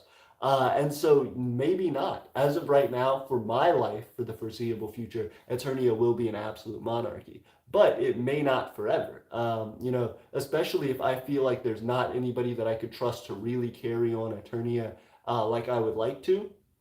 It may not. It may straight up become that Eternia develops into some sort of a social democracy or some sort of, uh, a a republic of some kind. I think at very least, I would probably set it up more like a constitutional monarchy. For the person who follows me. But at the same time, that's not necessarily the case. Like we'll just have to see. But as far as my life for the foreseeable future, yes, Eternia will stay an absolute monarchy. Rad says, I thought Vincent only made one. He made two. Reptile says, you could watch both of them and then you'd know. Reptile says, to be honest, I think I'll have my first coin by next week. Hey, congrats. That's awesome, Reptiles. Rad says, if I had an absolute monarchy micronation, I would have a constitution put into in order after my death. I don't trust many people to keep the people safe. That's fair, but then you're not an absolute monarchy, you're a constitutional monarchy. And that may be something that I do after my death, but if you install it before your death, then you're not an absolute monarchy anymore. You're a constitutional constitutional monarchy. Nate says first paid citizen employee. Very cool. Yeah, that would be the attempt. But again, not an employee, a subcontractor. Employee has a specific like definition that would be like hourly or salary. So then you have to, abide by specific rules and regulations. A subcontractor is somebody who effectively owns their own business and that you were contracting work out to at whatever they tell you and that you agree upon is appropriate. So there are certain benefits, especially for us having limited resources, to doing a subcontractorship versus an employment. As well, if they were an employee, we'd have to keep up with like W-2s and stuff like that, which as subcontractors, is a little bit different. I think they do 1099s. Reptile says, AP, will you have temp spots to rent out on your land purchase in Vitae? Like if you want to live there and have a house, but only sometimes, would you have a dedicated spot to put a trailer or something? So that's one of the things that I brought up, I think 1 or 2 streams ago that I'll bring up again. So anybody that wants to be in Eternia, especially right in Vitae specifically, because Vitae is only 3.5 acres, as of right now, we're probably going to make all of that land either for development of projects in Vitae and in Eternia or for permanent residential use. So the people who will live in Vitae will need to be going into houses that we build and design for them. But as well, they will need to be people who are dedicated to living there because we only may have, 5 or 6 citizens who stay there. So maybe, 4 or 5 homes. Like that may be the max amount of people that we're comfortable with staying and living there. That starts to get crowded on 3.5 acres. So that being the case, we want all those people to live there. We're not going to plot out 5 or 6 areas and then say, but sometimes some of these people are here and sometimes they're away for months at a time. We want those residents who are going to be there full time working and developing Eternia. That being the case, we will have something like a hotel or a visitors area where somebody can, for example, rent for a night or two or longer if they choose to, a spot, they could come and vacation in Eternia. And that wouldn't be like, somebody gets, their own place to come and go whenever they feel like it. It would be that you rent it out for a specific period of time and that other people can rent it out before and after you. So it'd be more like a hotel that would be set up for visitors in Eternia. We would hopefully be able to do that to do something effectively like Microcon, where we could, have different micronationalists come here and, some would stay in hotels outside of town, outside of Vitae, but some may have the opportunity to stay in Vitae and that to be a special feature of what we would offer there. So there will be something like that to answer your question, but maybe not in the way that you think. We wouldn't rent it out for somebody to make. A lot of people have hit me up and said, I probably want to build a summer home in Vitae. Like I'd want to rent or like own a piece of Vitae and then just like put something there for sometimes when I want to visit because I wouldn't want to like stay and live there. And it's like, no, like this being our first territory, we would really, really want to focus on, having everybody there who's going to like put their time and effort to dedicating their life toward building Eternia and making that their life, living in Alabama, working here, and developing Vitae to be more and more a part of the local community. That being the case, if we buy another piece of land later down the road and it's, 50, 100 acres, then yeah, sure, we'll have the land to do a lot of stuff like that, where we can say, hey, you can have a summer home and you rent it, and here's how much the rent price is and all of this. But for our citizens, we really want to be able to provide free housing to those people who are going to come in and work and live every day, so that they make sure that all they have to do are meet basic citizenship requirements, and they've got it. Torrance says, that's a very cool, interesting secession project. That's a very interesting secession process. Cool. Thank you very much. I appreciate it. Nate says, it'll be Steven. I'm calling it. Steven's definitely hype. I do love Steven. But I know Steven has a lot of his own personal life stuff that he's dealing with. So talking to Steven about development of Aeternia is a big deal. I actually need to get back to him because we're planning microcon stuff, and I need to talk to Tiffany and her parents about what place we're staying, so that I can relay that to Steven. Steven may come to microcon with us, but I have to hit him up on it. Torrance says, Nate, congrats. Hey, absolutely. Congrats, Nate. And good looks, Torrance, for hyping up Nate. Raz says they just have to deal with it. AP 2022. Yes, absolutely. They will just have to deal with it. Nate says, no, I'm saying Vincent will be the first. Not me. Oh, wait, I'm confused. Will be the first. What? Torrance said only the head of the House of Kingsmen can hold the office of sovereign head of state. Effectively, the monarchy is hereditary and permanent, but limited by an eternal constitution. Oh, interesting. So you are creating a dynasty. Raz says, BTW, YouTube has went on a rampage to get rid of comments all across YouTube, and they deleted my nice comment to Vincent. I did see that, and I was really sad about it. I think I had seen your comment initially, but I forgot what it was. And then I saw your comment the other day saying, they got rid of my comment. And I was like, oh no, I wonder what his comment was. I feel weird about that. If it was really just something nice, I don't know why they would have kicked it. I wish I could go in and specifically choose to unremove that. I don't know why they did that. Nate says, Kingsman, can't wait to read your wiki page so I can understand your nation. You have sparked my interest. Very cool, Nate. Raz says, same. Torrance says, thank Nate. I've been procrastinating on my own YouTube content to better explain everything. Nate says, does your nation have a YouTube channel? Raz says, I'll subscribe. Hey, very cool. Torrance says, once I have my flag finished, I can post on the wiki page and get some propaganda. Raz says, okay, AP, sounds good, but as of now, could you try and keep a spot open for me? It will be years until I turn 18 and can move out, but keep me in mind. Oh, absolutely, Reptile. Like I said, if you're interested in, coming to Aeternia and living and working, yes, 100%. That'll be something that's possible. Even if not on Vitae, we're planning to purchase more territory throughout my life and to put more citizens on that. So 100%, we are going to be growing and developing that as much as possible. And when you're ready and able, all you'll have to do is apply, and I'll be like, I remember Reptile. Yeah, get him in there. Nate says, AP, which hotel, Marriott or Holiday Inn? Oh goodness. Asking which one will be on Aeternia's land. Hotel Vitae. Maybe the name. That's kind of a lame name. You shouldn't name everything in Vitae something Vitae. People were talking earlier and asking me the other day about universities and schools and stuff. And I was like, University of Vitae. So I can't keep calling everything Vitae and in Vitae.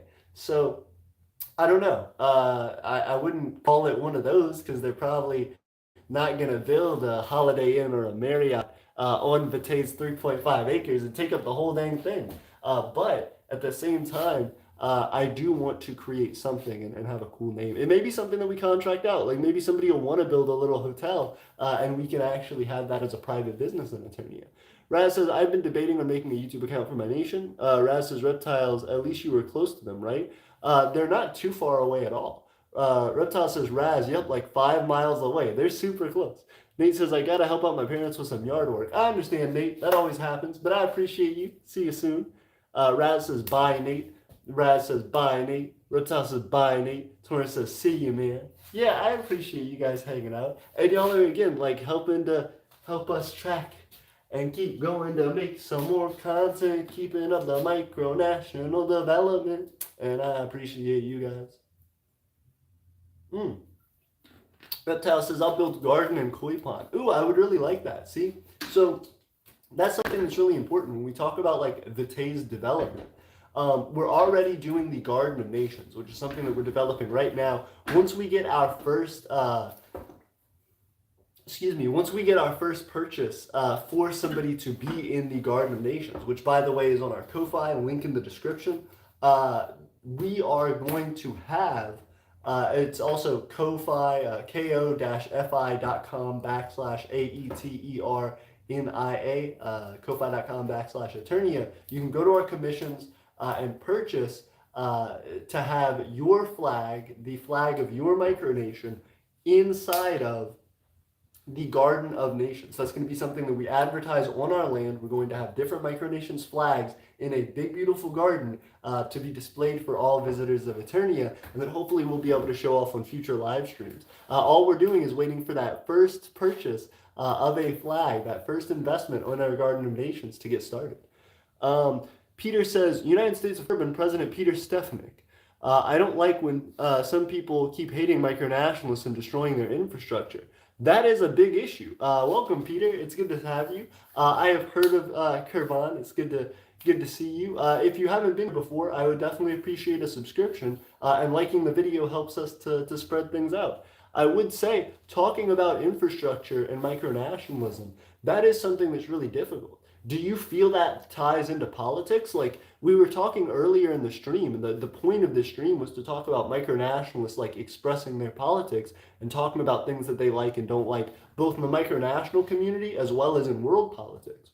So my question to you there, President Stefanik, would be, do you feel like micronations creating and destroying infrastructure or targeting people's infrastructure, is that like micronational war? Is that something that, is a problem with the ideology of micronationalism? Where does that come from?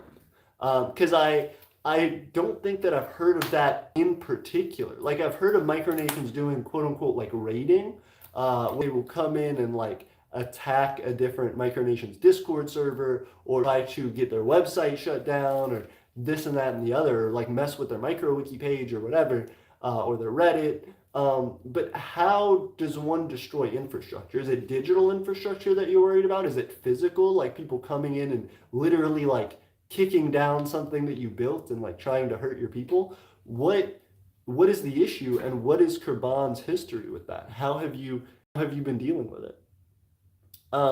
Reptile says, Raspberry, I know, but I'll get them anyways. I believe in you, Raz. I believe in you, Reptiles. Raz says, hello, President Peter. I agree with you. It's good that everybody's welcoming President Peter. Reptile says, API will make you your own koi pond to go outside of your house. I'll be the first Aeternian company. Hey, I would love that. Yeah, but that's what I was saying with the Garden of Nations and stuff, is that like we're trying to develop a garden. That's already a plan. We do want to develop some kind of little pond if possible, because we really want to try to, there are a few things agriculturally that we want to develop that are nice to have around water. So I'm going to bring that up at a later point, but having a nice little pond would be wonderful for us to have on the land. So I would love to see a little koi pond there. Raspberry says, maybe you can make a video on infrastructure, AP, unless you already did. We did to some very brief extent. We have I think we have at least one live stream, maybe two live streams on infrastructure and micronations and how to develop infrastructure. But we should create that more in depth. We can talk about digital micronation infrastructure and physical micronation infrastructure. We can even talk about planning infrastructure for a micronation, what we're planning for Aeternia's infrastructure. So those are great ideas. Reptile says, if you keep out an eye out for it, if you support us on Instagram and Twitter and TikTok, whatever other social media you're on, we're probably on it. We're not on Facebook, but Instagram, Twitter, TikTok. If you're on any of those and you go to support us, you'll get notified for when that stream comes out. A lot of the time, people have notifications turned on, but they don't have all notifications turned on. And so that's something that's a bit difficult for YouTube. So a lot of the time, if you're following us on another social media, even if you don't hear about the stream right away on this one, you'll be able to jump in through another platform. Peter says physical infrastructure. Okay, perfect. So President Peter, then, that would be my larger question. What is your history with people destroying your infrastructure? You're talking about physical infrastructure. So you're talking about people have come in and attacked Kurban and destroyed some of your physical infrastructure. Did they burn your flag? Like, did they destroy a building? Did they hurt anybody in the process? Was this like we have somebody, Kasnaria, who talks to us regularly in the comments about their concept of incursion, which would be a style of like micronational war while being more of a like a competitive sport than a war, but it's basically around airsoft. So I would be curious if that's kind of something similar to what you're discussing. Raz says, I have a micro wiki page on the watch list in case it's attacked. Oh, goodness. Good luck. Raz says, AP, is the rule of not being a citizen to other micronations still in order? Yes, it is. Raz says, also the video on infrastructure would be cool. I appreciate it. It absolutely is. If you remember our conversation yesterday, we really stressed that, saying that, you know, it's really important to have people as a part of your micronation for your development, because that means that the time that they're spending in micronationalism is focused on one project. It cuts down on conflict interest because, you know, if all of a sudden you're a part of Aeternia and you're not paying the citizenship tax, we want you to provide and benefit Aeternia in some way economically. So we would say, okay, then in that case, you know, help us make content, do something for us that helps the nation to grow. And so if you're working on your own micronation and developing that, a lot of the time that doesn't give you a real amount of regularity to be able to make content for us or to be able to support Aeternia in some other way. You have to focus on what your main priority is. And if you're a part of another micronation, it's very hard for that to be Aeternia. So we do keep that rule in place, that we want people to join Aeternia and be Aeternians. Yes, absolutely. Peter says, well, it's not a secret the USK has a lot of haters. Our flags were taken down from a hilltop many times by vandals. Also border signs. Once our website got taken down. What's your opinion on this? So I don't know a lot about Kurban. So I don't know what your politics are, for example.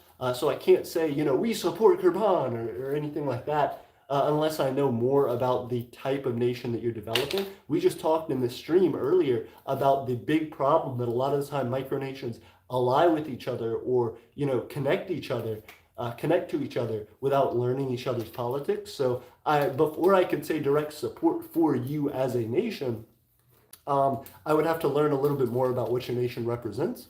But that being the case, I think vandalism is really wrong. If you're trying to develop something, just about no matter what it is, unless you're like a neo-Nazi organization or something like that, or just like a straight up hate group, if you are, you know, trying to develop a micronation and you're doing so on your land, you know, and you're doing so in a place that you have the legal right and authority or permission from whoever does have the legal right and authority to set those things up like flags and signs, then yeah, that's perfectly fine. However, if you're trespassing on somebody's property, for example, if you're in a public park or if you're in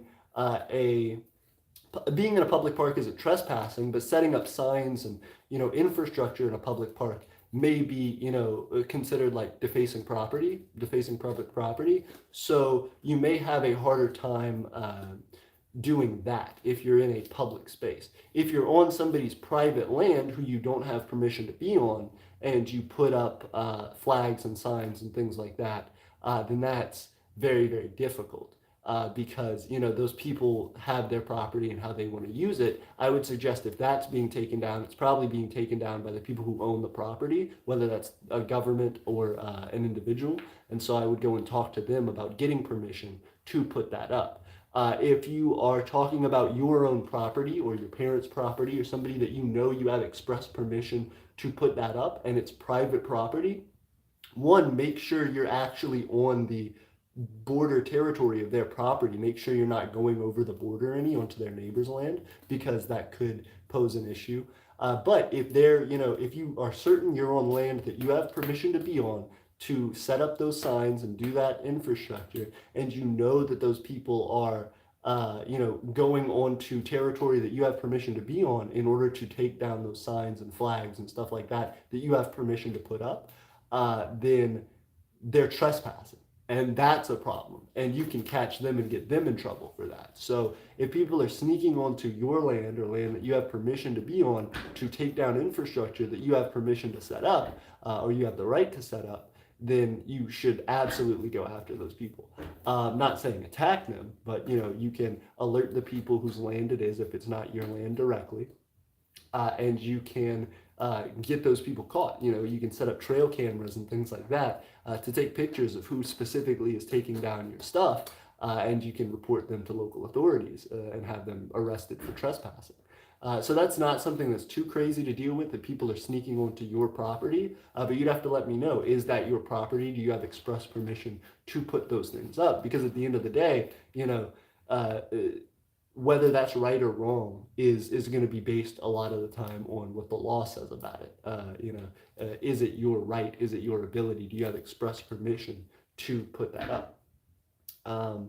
A lot of micronations try and do something where they just claim land. They'll just put their flag in the ground in places that isn't actually theirs, that's already occupied and owned by other people. So when that's the case, a lot of the time micronations get in trouble for that. They don't understand why, but that can be a big issue. As far as your website, getting that taken down, that is just yours. And again, that goes back to being like ridiculous. If people are attacking your website and trying to take it down, they're really just like hyping you up in a certain way. Because yeah, they're hurting you and they're causing problems, but you can just really easily, make that a way to gain more support. Like, oh, our haters are trying to take our stuff down. They're trying to stop our message, but they can't defeat our cause or whatever. You know what I mean? Like, you can just use that as a way to keep building momentum for yourself. So I'd say as far as that's concerned, that just means they're checking out your stuff. You know what I mean? Like, each time they're on your website, if you're running ads on the website, then that means that they have to watch your ads. They have to give you money in order to go through and try and take down your site. And then you just put it back up later. So it's going to be a constant battle for them, but something that ultimately helps you to earn money. So you can always flip that on their head. Reptile says, AP, if I came to live in Aeternia, would I have to give up my kingship? Yes. Like I said, in Aeternia, to become a citizen, which you have to be a citizen before you become a resident. In order to be a citizen in the Empire of Aeternia, you have to be a citizen of only Aeternia. That doesn't mean you can't have macronational citizenship. So, for example, because I know you're in Alabama, you can have a U.S. citizenship. That's perfectly fine, and something that's reasonable that most all of our citizens will have, most likely including me. Definitely including me. But I just mean, like, you could also have, a British citizenship or a Nigerian citizenship or a South African citizenship or a Mexican citizenship or whatever, and still perfectly fine having an Aeternian citizenship. The only thing you can't have is a Kurban citizenship or a Kusnarian citizenship or a Draculian citizenship or whatever, and have an Aeternian citizenship. You have to be micronationally connected to only Aeternia because it's a conflict of interest otherwise. If we're providing you land and resources, we don't want you to use those land and resources to develop your micronation. We don't want you posting social media stuff saying, hey, this is Reptile Micronation and we are here developing stuff and it's on Aeternian land. That wouldn't be good for us. We want you to be dedicated to building your life and helping Aeternia to develop with that. So we want to make you a truly integrated part of our community. So yes, absolutely. You would not be able to call yourself a king. You would not be able to hold a kingship in another nation. That would be a conflict of interest for us. Peter says, yes, they literally burned USK flags many times. Oh, goodness. I'm sorry to hear that. Peter says, Reptile says, Peter, damn, they sound crazy. Absolutely, but I'm curious as to what happened. Republic of Mid-North says, hey again. Hey, Mid-North, it's good to see you. How are you doing? And how is your nation? Peter says, Raspberry, hi. I know I'm a bit late, but do we know each other?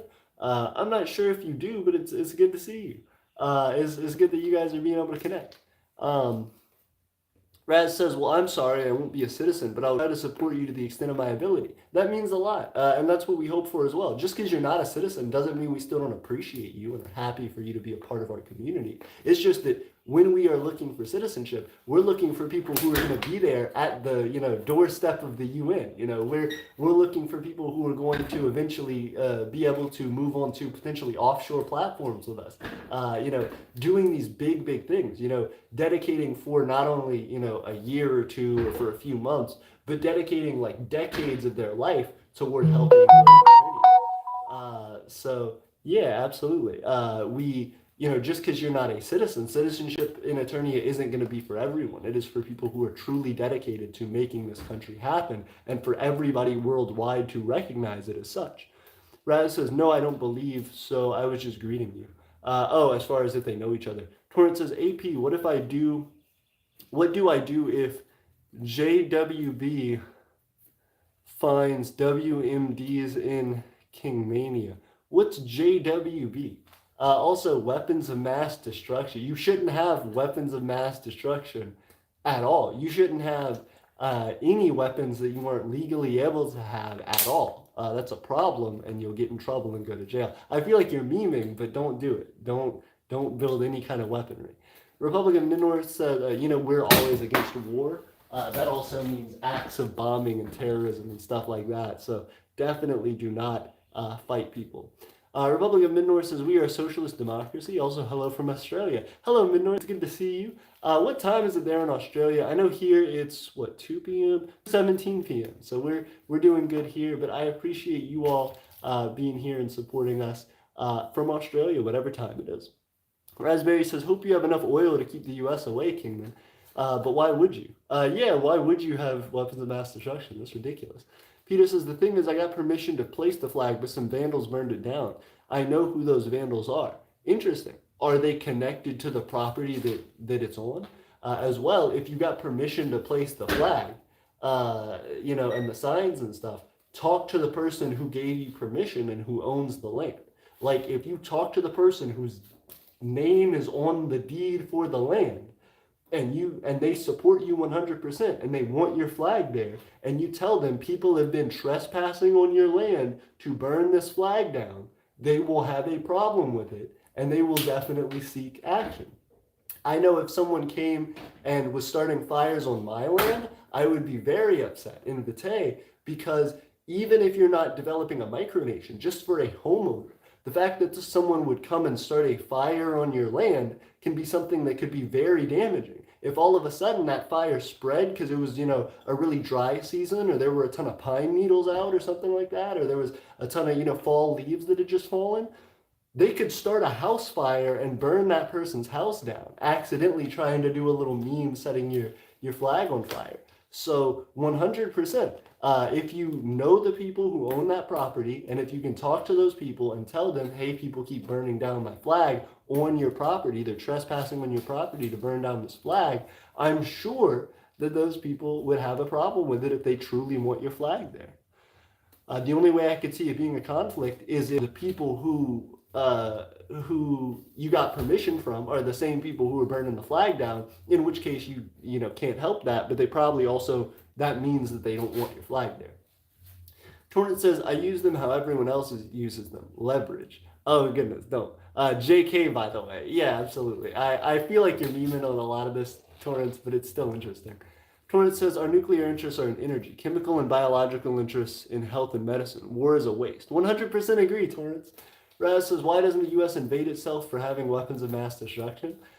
Great question. Well, in a way they do, right? Like, the U.S. is constantly invading itself to the extent that, our military is here. Like, it's just a thing. They're not violent against themselves, but that's a whole nother topic.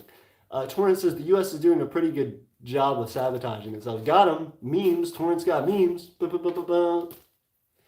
Raz says, in Florida, I would definitely use solar or wind power. Oh, absolutely. Solar power is a big deal here as well. Peter says, problem is I can't build a fence or something around because it's not my land, but I only get permission. If you have permission, then just talk to the people who you got permission from. You don't need to build a fence. Get them to investigate who keeps burning down your stuff. Like, see if they will put out cameras or something to catch who it is, or see if you can put out cameras to catch who it is. If you can put them high enough and far away enough, or hide them successfully, you can catch who it is on camera, and you can say, these are the people trespassing on your land. Do you want to prosecute them? And they may. Raz says, yep, inflation. Got gas this morning, was over $99. Yep. That can definitely happen, especially if you drive a big truck, if you drive diesel, something like that. That can definitely eat up gas, or if you just drive long distance all the time. Robert says, hello. Robert says, I'm here now. Hey, Robert, it's good to see you as always. Raz says, hi, Robert. Robert says, I zoomed in, don't be censored. I get to start debates, huh? Yeah, absolutely. So it's a thing where that's what I wanted to talk about. We covered a lot of politics last night, and I wanted to bring up to people that you really shouldn't like censor others to some extent. You know what I mean? You should definitely be mindful of what it is that you're doing and what the platform is. So, for example, in a stream, if we're getting too off topic and if people are like, if it's hurting our viewership in the stream to be talking about something, eventually I'll probably want to change the subject just because people are here to enjoy the stream as much as they are to talk in the comments, but if not more so. But at the same time, for your micronation specifically, you should be advocating for your own interests and trying to understand your politics, because the better you can understand your politics, the easier it will be for you to relay that to other people and to make connections that are beneficial to your nation. So that's super, super important. Raz says, how you doing? Torrance says, inflation on fake money. Yeah, inflation is very, very silly to have for micronational currencies. Robert says, great, and if you do have inflation, it's probably your own thing. Robert says, great. Minor says, doing great. My nation's doing great too. Hey, congratulations, Minor. And then they said, how are you? We're doing great. Raz says, I zoomed in. Don't be censored. I get to start debates, huh? Can you word this better, please, Robert? I think they're a little bit confused, but yeah. Robert says, great, Mid-North. So I can start doing debates like yesterday. It depends. Again, if you just throw them into the comments, we may, just like yesterday, eventually say, stop getting off topic, and we'll change it, because in the stream, and I addressed this earlier, in the stream, people are trying to focus on particular topics. So I may allow it for some period of time, but don't go upsetting people to the point that we have to like throw off topic and say, stop talking about this whatsoever. Ultimately, I'll make the final decision, or one of our mods will make the decision on, who's going to stay, whose comments are going to get kicked, or what we're going to say as far as moving topics. But you can definitely talk politics. Politics is important. Raz says, keep it civil. That's a good way to summarize. Keep it civil. Make sure that you're not causing people to leave the stream by what you're talking about. Because if that starts happening, then yes, I will change the conversation and start kicking people who are talking about that. Reptile says, AP, could I build a super duper top secret underground base in Aeternia? You don't need to build a super duper top secret underground base. Aeternia's Aeternian dwellings for citizens are already going to be underground. The design for our housing is underground. So if you were a citizen of Aeternia and you did become a resident, and you gave up your kingship and everything to become a citizen and resident in Aeternia one day, you would not need to do that. That would already be in the plan. We would already have you a pre-built underground home ready for you to move into. Minor says 4:47 a.m. Ooh, well, thank you for joining us at 4:47 a.m. Minor's got that dedication to helping us grow. Raz says, and if it gets too far, someone will have to step in. Yes, that's true on the conversations. Ryan said censors are offline. Ryan, it's good to see you. In fact, I will see you later. Ryan was sending me a text message a minute ago asking about RSVPing to an event. I will be at that event. Tiffany will be at that event. We're going to pop off at that event. We're going to see you. Happy birthday, Ryan. Hey, that's the event. It's Ryan's birthday. If you see All Artist Propaganda, tell him happy birthday. Raz says, hi, All Artist Propaganda. Robert says, I saw a great video on how a 10-year-old murdered a neo-Nazi. Oh, goodness. That's a wild story, it sounds like. Peter says, the land is owned by the church and also the mayor of the village kind of likes USK because it brings quite an attention to the village. That's awesome. Congratulations, Peter. So, yeah, 100%.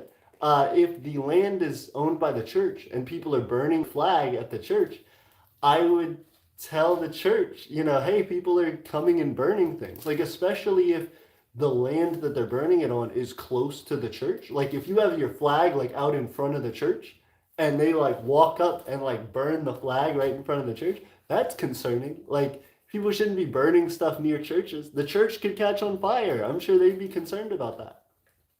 Robert says, that's nice. Raz says, great isn't the word. Wait, isn't what word? I'm confused. Robert says solar technology. I don't think since advanced enlightening. I don't think what enough yeet those batteries. What are you talking about? Also, solar panels can use lots of different types of batteries. They're trying to get the size of the batteries down, but for example, we use lead acid batteries right now for our solar grid, and yeah, they work fine. It's a good amount of storage. You just have to have a lot of batteries. Our our uh, our area of our batteries right now takes up something about this size, maybe about like this, which is pretty big. I can go outside and show you that, but it also does give us quite a bit of power. So, a good bit of resource for development. So, that's really not a problem for us right now. Of course, as you grow larger, you want to shrink and increase your power density. So lithium ion cells are, for example, better for that. They're the Tesla power walls that run on stuff like that, and they're getting even better with that with oh goodness, lithium polymer batteries and stuff like that that are improving, and hydrogen batteries and stuff. Reptile says, I have to go. Goodbye, everyone. And carbon batteries. Goodbye, Reptiles. It's good to see you. Peter says, well, I see there's a bit of a delay on the stream. Oh, absolutely. In particular, if you're talking about the chat, that's just because, it takes me a minute to read chat. I'll read a comment, and then I'll talk about the comment for a few minutes, and then I'll read another one. So that's just my personal delay in the chat. But as well, yeah, there is a delay on the stream a little bit as well. Robert says, but y'all is micronations, so it won't matter. Absolutely. Raz says $99 for 20 gallons. Oh, that's expensive. Okay. Goodness. Wow. Okay. Robert says, state a debate. What? Raz says, during the summer, I would store enough solar energy for at least quite a bit of use. Absolutely. And what is quite a bit of use? Could you charge your phone with it? Could you run your car with it? Could you power an AC unit with it? What was it? Torrent says, freedom of speech is protected for all citizens. Our provisions on freedom of speech protects from libel and defamation and threats. It does not ban hate or offensive speech. No limits on private media. So it protects from libel and defamation, but it doesn't ban hate speech or offensive speech. So you can be like super racist and homophobic and hateful and, threaten to like kill leadership and stuff like that. And that's all fine. But if you say this person likes butts or whatever, and then that person goes, I don't like butts, that's slander. Then you go, oh, yep, that's a crime. You hit up a crime right there. Interesting. Torrent says, Raz isn't solar hard. Oh, so if somebody says a whole bunch of racist stuff, and then another person says, you're a racist, then they could be like, slander, libel and slander. Nope, nope, yeah, that's a crime, even though they said a whole bunch of racist stuff. That's interesting. Peter says, guys, what's your opinion on micronational space programs? But like actual space programs, says Peter. What do you mean by actual space programs? Like, from my understanding, no micronation has enough of a budget to launch a rocket into space. You can launch small model rockets, and you can do things with space programs like observe the cosmos through telescopes and through, satellite imagery from, other programs, satellites, and information that they send out to the general public. But, to have a space program as a micronation, I think, doesn't offer a lot of economic benefit unless you are really able to market that well, and even then it'll be very limited. So I would say it's not bad for micronations to pursue space programs, but if you're putting any kind of funding or large-scale effort into it, it starts to become something that isn't going to immediately reach your goals. It's kind of a detour from what your actual goals should be if you're trying to achieve recognized nationhood. It's less efficient than if you didn't run a space program, if that makes sense. You could spend more time on other things that may get you to your goals quicker. But if you enjoy it, that's perfectly fine. Robert said, it'd be great. Raz says no. Robert says, this could attention to and Raz says, those solar panel pathway lights store enough energy for half a night, and they are tiny. Oh, absolutely. Yeah, we did that whole video. Did you guys see those videos on like how we made our solar panels? Yeah, absolutely. They are tiny and they do hold a good bit of charge. Um, and I guess it depends though. Like you're saying, the solar pathway lights store enough energy for half a night, and they're tiny. Yeah, they store enough for half a night for one LED or like two or three LEDs. If you're trying to charge your phone, for example, that solar panel is not really going to cut it for very long. It's a lot of, for example, a single LED may run 20 to 30 milliamps. Point zero 0.030 amps or 0.020 amps, whereas a uh, a wall outlet charger, for example, for a phone may run at 2 to 3 amps, not like 0.03 but 3, 100 times the amount of amperage that you would require. As well, you'd have to change the voltage level and stuff. So it seems like a lot of power, but if you calculated the voltage times the amperage, so let's say that's running, one of your solar panels there is running at 3.7 volts, let's say, and your LED runs at over 3 volts is fine for it, and then you multiply that by 0.03 amps.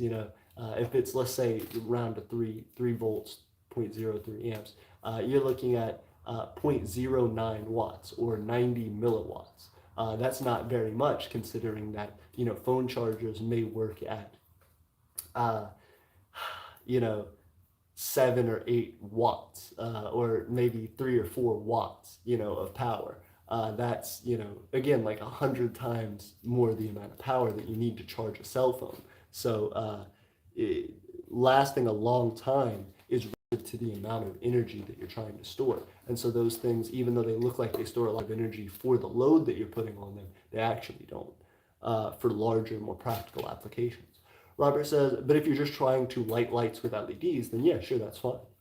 Robert says, and more publicity if a micronation were to say launch something into orbit? Absolutely. But again, if you have the millions of dollars to launch something into orbit, then it's worth what? Excuse me. It's absolutely publicity, but that money could go toward things that would just help you and help your people a lot more. This is an example that you can take from macro-national politics. During the space race, the United States put a lot of money into launching, the Apollo missions, and that was something that, to today's standard, would be like tens or even hundreds of billions of dollars, to make sure that they beat Russians to the moon. However, there was rampant economic inequality, such that especially people in the African American population and in other minority populations were severely suffering under economic discrimination. Sometimes literal economic discrimination, like redlining, to the point where people who were of a particular race were discouraged or could not buy houses in particular areas, which would increase their equity. So you could only buy a house that was of a certain value, and because you were looked down on because of your race, your property value would decrease year after year, whereas all of these other like white neighborhoods would increase in value year after year. So you're in a position where you're like losing and hemorrhaging money just because of your race and economic situation. And whereas the government that's supposed to be protecting you and helping you to grow and helping to improve your family's economic situation and societal, standard of living, is shooting rockets off to the moon and landing people. So, for example, there was a famous poem that was created during that time called "Whitey on the Moon," and it's literally about that concept. I forget the words of the poem, but it's something like, people are out here struggling or something, and Whitey's on the moon. Something, something, something, and Whitey's on the moon. It's the concept that like you're spending ridiculous amounts of money to do all of these projects that sure are really boastful and are really, they're great accomplishments for humankind.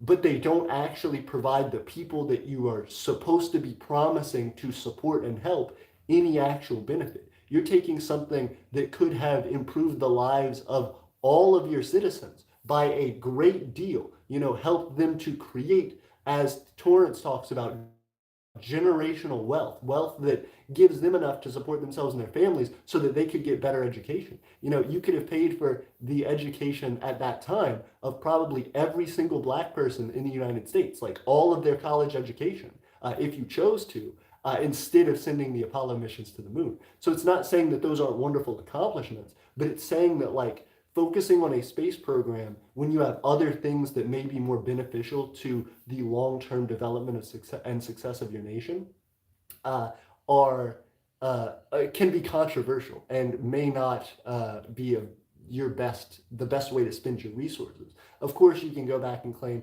well, yeah, but the Apollo missions allowed for so much advancement in technology, and that is true. Rocket technology improved, computing technology improved.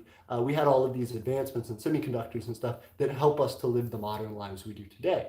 But at the same time, if you had an entire population of your country college educated, you don't know what amazing advancements you could have achieved just by that. If you took the same amount of money that you spent on your space program and put it toward economics and infrastructure, you have no idea what you could have achieved in that same period of time that leaps far beyond what you did by, putting a couple people on the moon. So in the same way, I think micronations should focus on that concept that, yeah, 100%, you can make a space program, and yeah, sure, that'll give you a whole bunch of clout, but ultimately, what did that do for the people that you're supposed to be taking care of? You're saying you want to build a country. You're saying you want a nation that is recognized by other nations, and clout helps with that. But you know what helps a lot more? Having a group of people who are actively living and working functionally and comfortably, supporting their families, growing businesses, developing an economy, and saying, I am an Aeternian, I am a Kerbin, or whatever, Kerbinite, or whatever.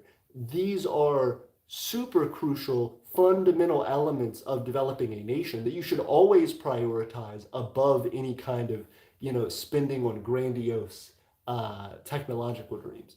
Technology is a huge part of Aeternia and something that we strive for, but we use all of our technological development specifically to fund and benefit our citizenry and to make sure that we are improving the standard of living of those people. If it doesn't directly correlate to an improvement in standard of living, that's probably not where our initial investment is going.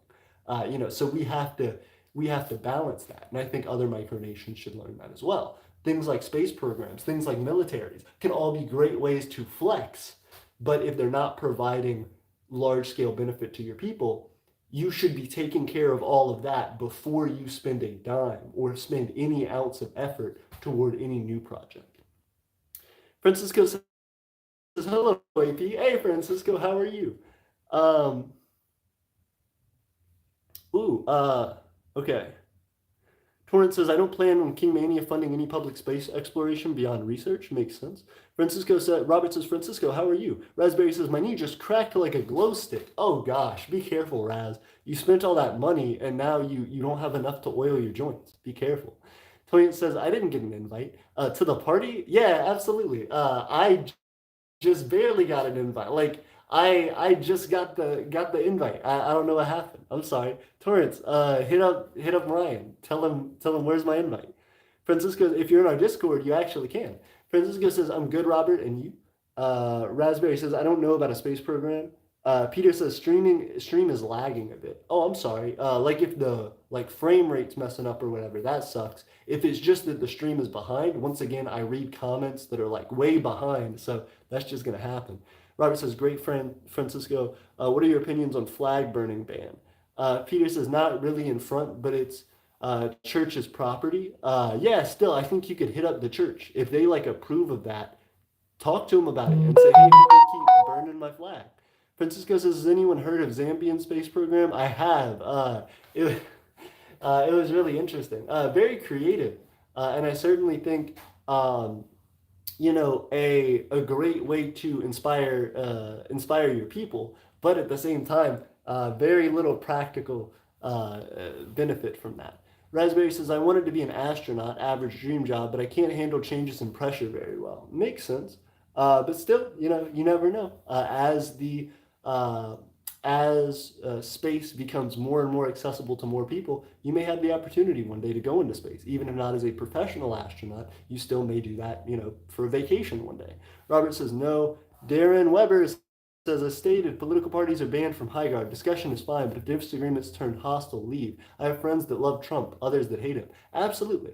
And so that's like a very controversial figure in politics, Donald Trump. And that's somebody who I think creates a lot of like political division. And so that's something that is important to talk about, but 100% I agree. I think it's important for Highguard or anyone else to have particular stated base opinions on those issues so that if there is a disagreement, it's not a big surprise if you lean one way or the other in, what's happening and how you're going to control and regulate that debate.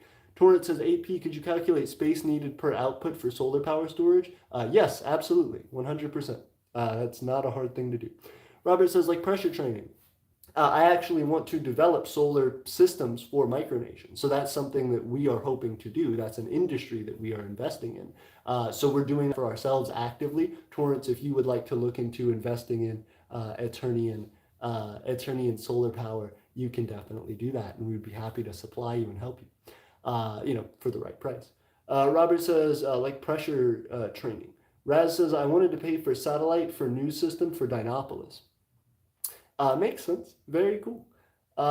Peter says micronations can't really enforce their laws and fine people for burning flags, but I definitely find it as a direct hate crime.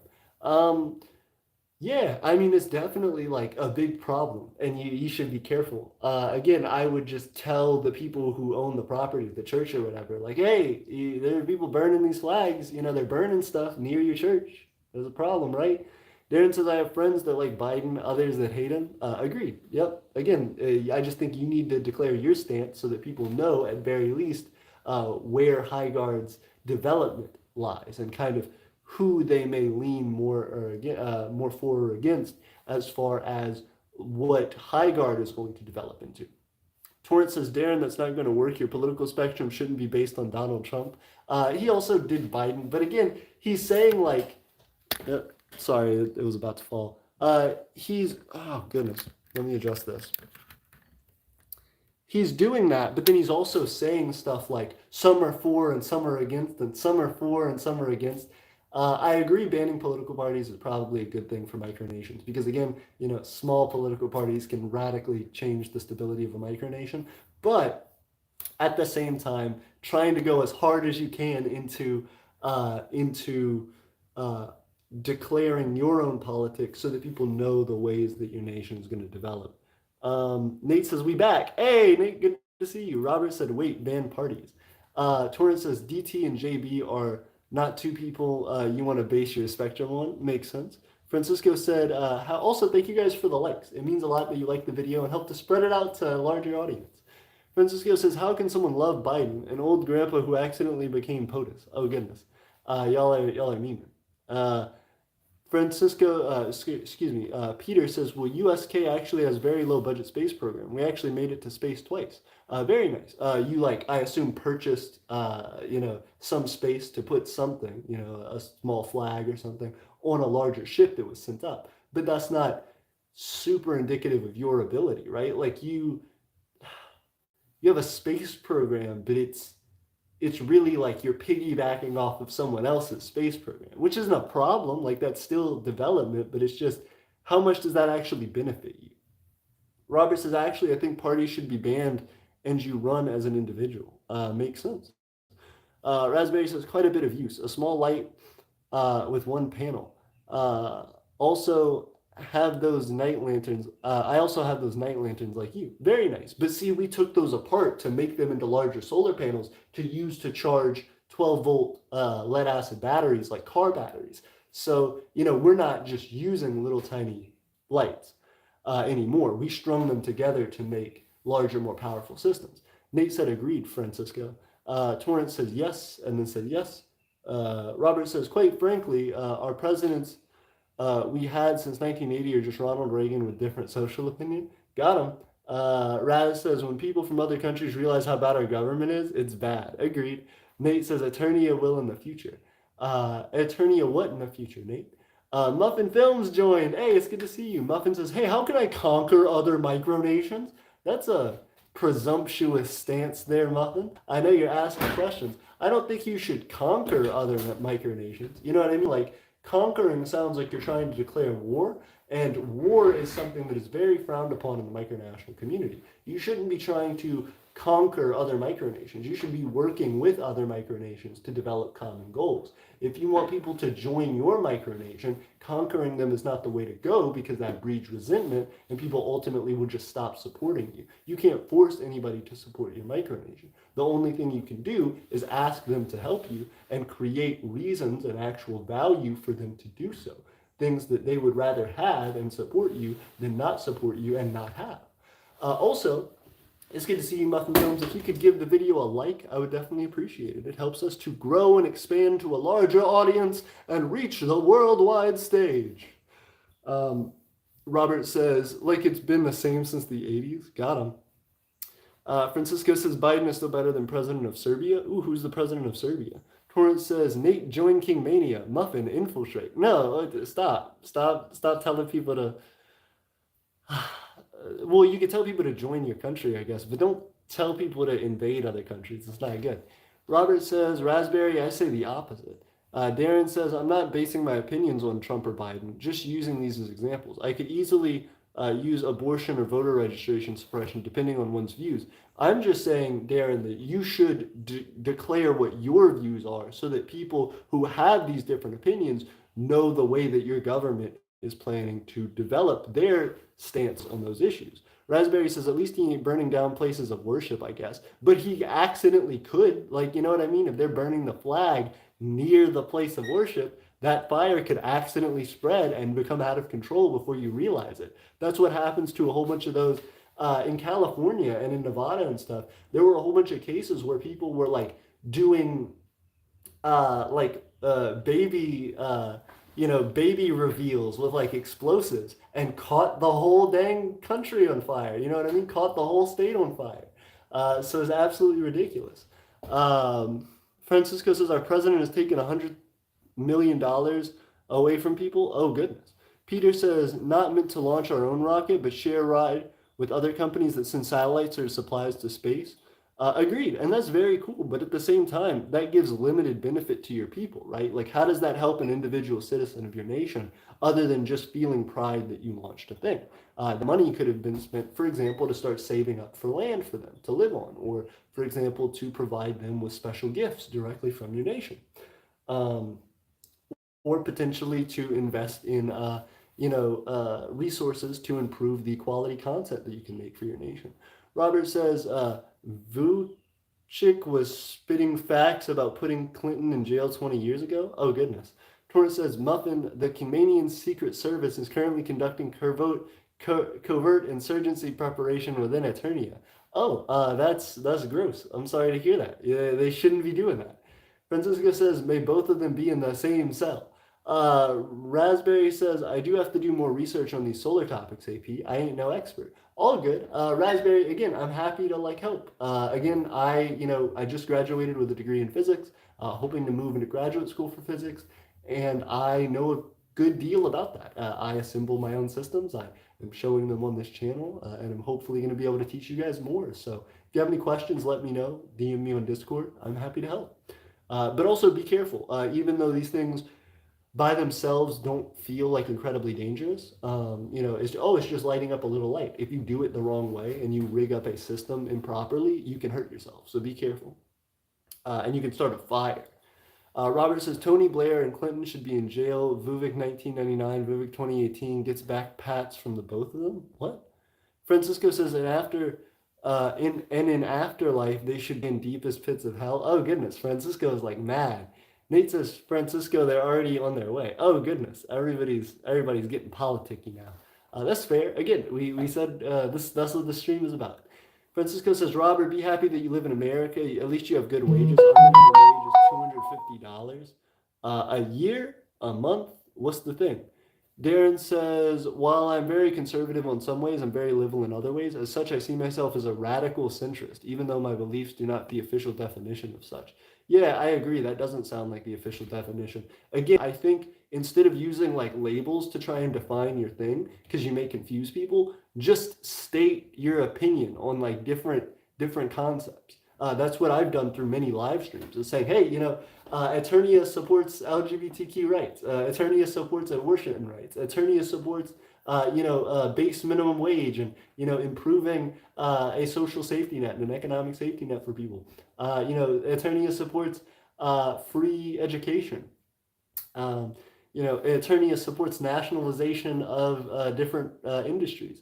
There is in government control of those industries. I outwardly state those things and tell people those things. People may agree or disagree, but at least that lets people know the direction that Aeternia is planning to grow into. Robert says ours is 725. Yeah, absolutely. Francisco says plus inflation is crazy. Robert says you said yours is 250. Nate says, do you mean $2.50? Or it could be in their currency. Robert says, oh, I get it. Francisco says Serbian minimum wage. Nation says, or your inflation is awful. Torrance said, Darren, allow me to brainwash you under my libertarian socialism. Oh, goodness.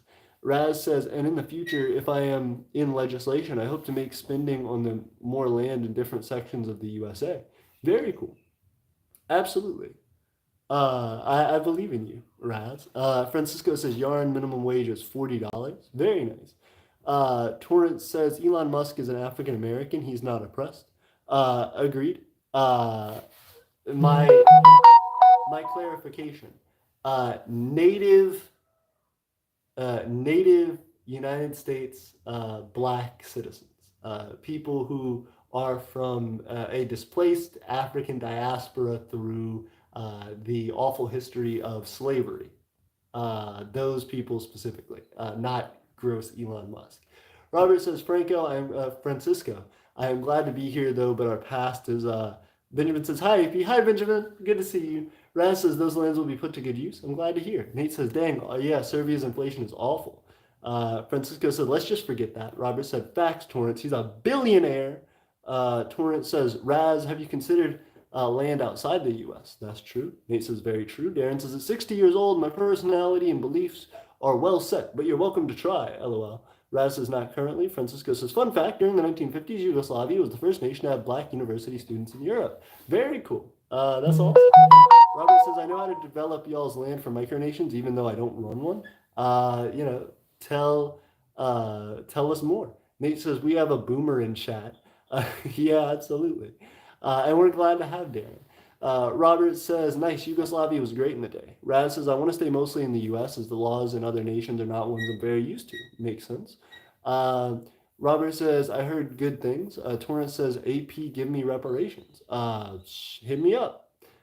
Francisco says, it was better than modern day banana states, but it wasn't a paradise either. Robert says, so my 3 steps for developing a sufficient free zone / commune / micronation. Yeah, hit us up. Nate says, Torrance, you funny, man.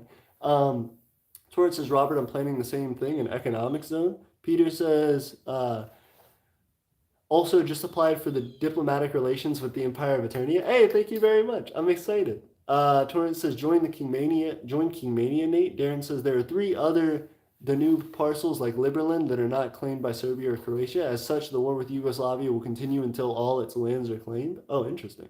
Maki says, evening, AP. Evening, Maki. How are you? Francisco says, Liberland is gone. They're still around, but it's weird because they made the Liberland Serbia-Croatia claim really strong in the beginning. They made their big statement, and then now they're just crypto bros. Now they're we're really not trying to get back to the Liberland, area anymore. They're just doing different stuff. Torrance says, Nate, with 500 founding citizens, we can start owning our futures. Very cool. Why that specific number? And does that number, come with other metrics that you're looking to get? Francisco says, there are plenty of micronations that have 500 citizens, but what do those 500 citizens do? Francisco says, it's been occupied by Croatian border forces since 2018. Benjamin says, what is your Discord tag? My Discord tag is Ghost. That sounds like a cool, secret operation name. I respect it then. Raz says, I do know that a space program is out of question currently. Absolutely. Expensive. Robert says, try to be as rural as possible, grow foods. 3, attest settlers like people of a specific ideological, I guess attract is what he's saying, settlers like people of a specific ideological belief. 4, set up a system to keep things in line. 5, you should have it a free zone commune or micronation, I guess, is what he's saying. That sounds like set up a government, grow food, invite people. Like, yeah, there's certainly more to it than that, but like, there's more to what he's saying than my simplification. But that sounds like the direction most micronations go in. Like that doesn't sound wrong, but it also doesn't sound like it's super like revolutionary. Like I thought you were about to hit us with like, and this is the exact way. Like here's how you get all the money for it and stuff. Robert says Liberland wasn't that where Slavonia used to be before. What? Darren says, well, guess old boy got tired of being arrested for trying to visit the parcel. LOL, absolutely. Robert says, Torrance says Liberland was a great idea, bad implications. You can't just claim sovereignty. It takes a long process of recognition. Money talks. I think you can claim sovereignty. I think it's another thing to like try to act on it against the will of other nations. That's like a different thing. Robert says Croatian genocide. Yep. Darren says, cool, that means war with Yugoslavia can continue indefinitely. Oh, goodness. Nate says Liberland probably needed more funds. Yeah, which is why they're going hard into crypto. But it's worrying because you never know if it's going to be like a crypto scam or not. Robert says Liberland is built on Slavonian blood. Oh, goodness. Darren says, oh, by the way, AP. Yes, Darren, I'm all ears. Raz says, if any land outside the U.S. were made, it would be if we were open to more citizens. Absolutely. Robert says, another thing I got in my 3-step program was try not to be belligerent and stay under the radar. I do agree with that. Well, you should definitely make yourself known, though. I don't agree with staying under the radar, but you definitely shouldn't, like, attack people or make your local community dislike you. Francisco says, I don't want sanctions again. I want to have a normal life. Makes sense. Torrance says, Nate, join King Mania. Oh, goodness, stop badgering Nate about joining King Mania. Robert says, Chaz failed the program hilariously and Sealand mastered it. Very cool. Darren says, I'm not insane. Everyone else is insane. Was that what you were going to tell me, Darren? Robert says, what do you mean you were sanctioned, Francisco? Darren says, I'm an evil genius. I believe in you, Darren. Torrance says, we're the FBI agents, Darren. You're the sleeper cell. And Torrance says, AP loves Biden. Not particularly. I feel like he, advertises himself as a liberal, but he's very centrist, and I don't like it. I would love it if he had much more radical takes. Like if he immediately started, like, cutting everyone's student debt. If he made all, education in this country free. If he started to even further nationalize healthcare. If he, started to radically defund the military, there's a ton more that he could be doing. He could, legalize marijuana, federally and stuff. There's plenty of stuff that he's just not doing. Some of them were campaign promises he's just not interested in fulfilling, and also there's some that's just like not of his interest at all. So he's just gonna, he got into office to say that he became the president, I think, and that's pretty much it. He's not really doing a ton to help the U.S. people. Francisco says in 1990 Serbia, and just to say that Trump didn't get into office, which is better than Trump in my opinion, but still not good. Like just to have the office effectively vacant for 4 years is better than having Trump in it for 4 years, but still. Francisco said in 1990 Serbia was sanctioned by UN. We had fuel shortages. We couldn't buy sugar, bread, anything. That's rough. Darren says, sorry, I'm very public, not asleep at all. Oh, interesting. Well, I'm glad you're awake, Darren. I'm glad, you're not passed out in the stream. Robert says Biden equals trash, and says, oh, I mean your micronation was being sanctioned. Raz says, isn't Serbia part of the U.S.? It's not part of the U.S. Robert says, sorry, it isn't. And then Raz says, UN. Maybe part of the UN. Robert says something in Serbian, I guess. Raz says, not the U.S., sorry. Francisco says, average American be like Serbia. You mean Syria? Got him. Got the U.S. and geographic knowledge. Torrance says, Canadian citizens living within the U.S. vote third party and independent to overthrow the Republican Democrat establishment. But are they really? How many Kingmanians are there that do you feel like is going to overturn the popular vote in the United States?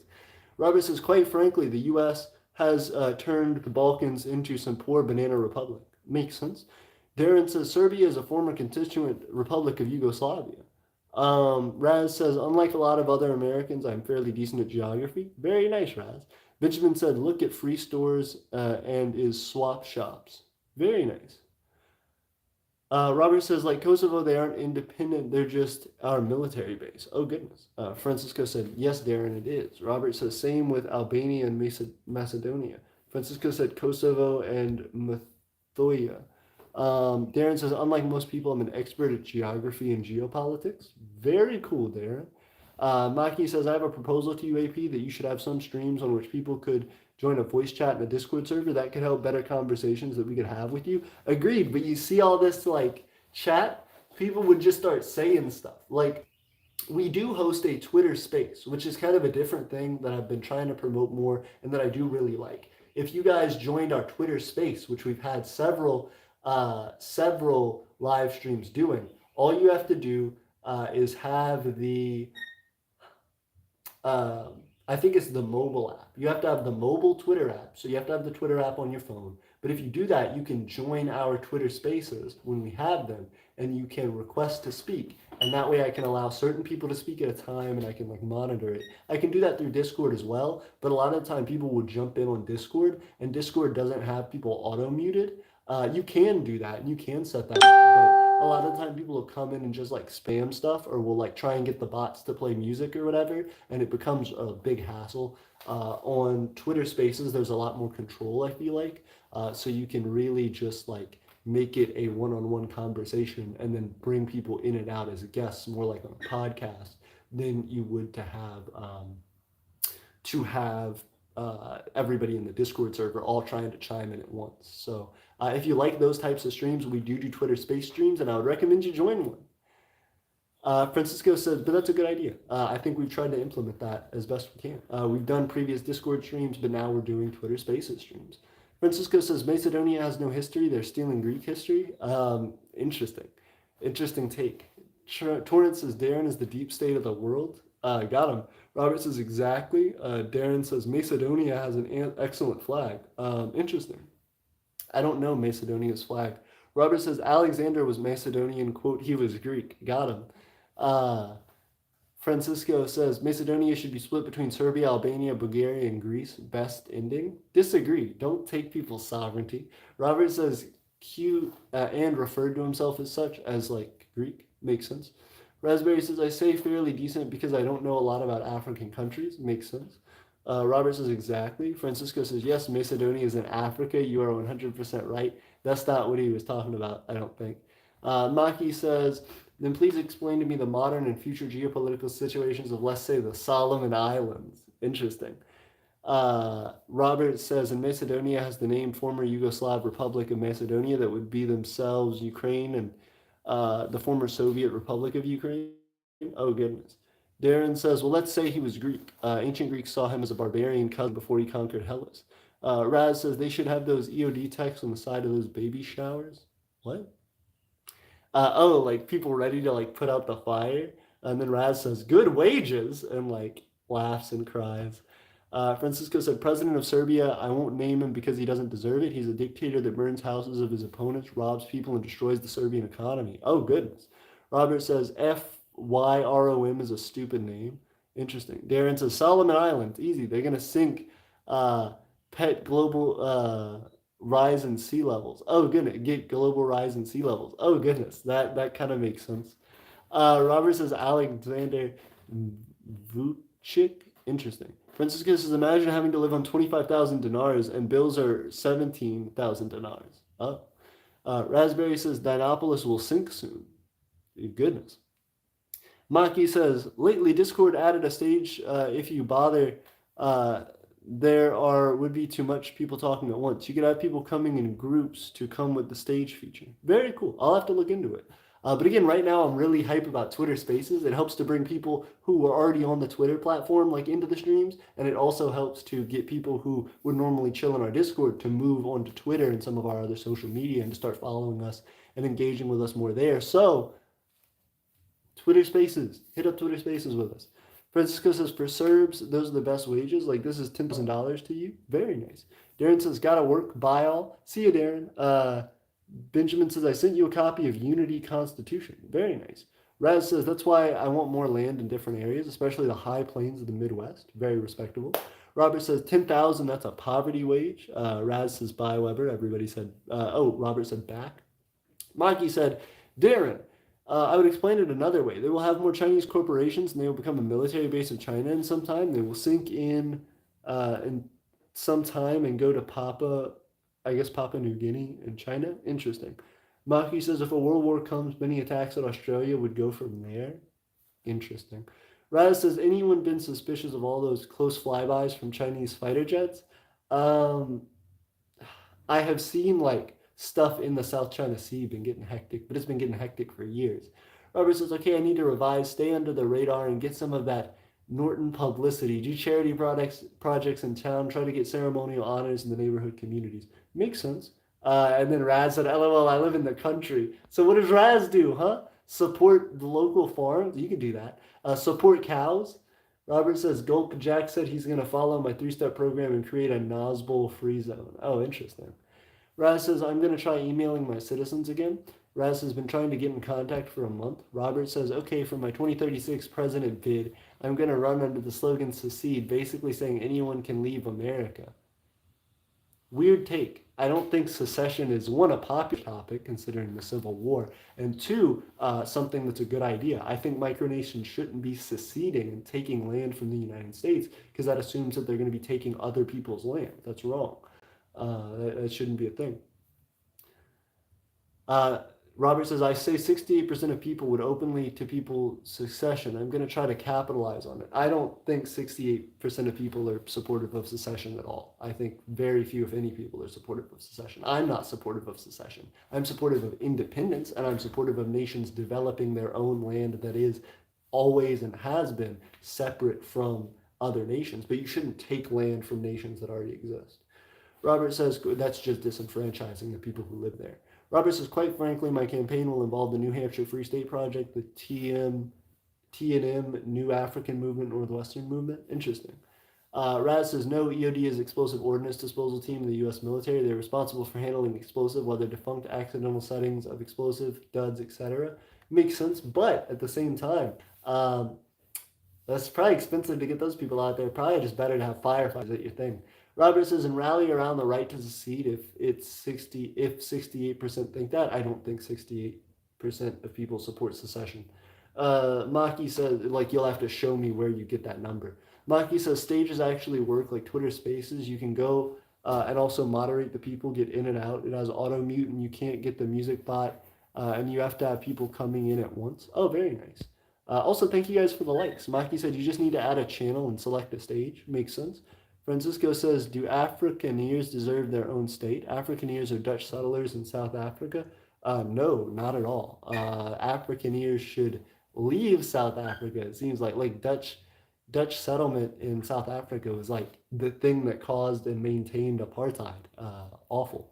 Peter says, also, any ideas to promote micronations more, like spread the word amongst a lot of people? Discuss your politics. That's what this entire stream is. The best way to get people to understand what your micronation is doing and how it's developing is to explain your politics to them. More on that, support other micronations. So the best way to make sure that micronationalism grows is to have more micronational success stories. So I'm going to plug us a little bit, but if you help us by watching these streams regularly, by supporting our content, if you haven't watched our streams before, if you're not a subscriber, go and subscribe, go watch some of our previous content we've made and help us to increase our watch time hours. If we get 4,000 watch time hours, we get monetization. Right now we're 492 away from watch time, from getting our monetization. So if we hit that monetization soon, All that means is that we get some money every time we stream, and getting money every time we stream means that we can start doing bigger and better projects to promote micronationalism. So if you help us to succeed, you're helping micronationalism to grow its name, and as well, talking about those politics and getting more people rallied together will inherently support micronationalism as well. So I think if you want things to do right now, supporting us either through our Patreon, through our Ko-Fi if you have money to do so, or if not, just watching these streams, watching as much of our content as you can, even just having it play in the background while you do other stuff is huge to, one, being able to participate in this community and have people share their opinions and develop what it means to be a micronation. Maybe you'll learn something, maybe you'll connect to other micronations you like, maybe you'll gain some citizens from it. But on top of that, it will help you to help us achieve our goals, which means that we can put more back into the community. So that's what I would recommend. Robert says, I mean secession via referendum.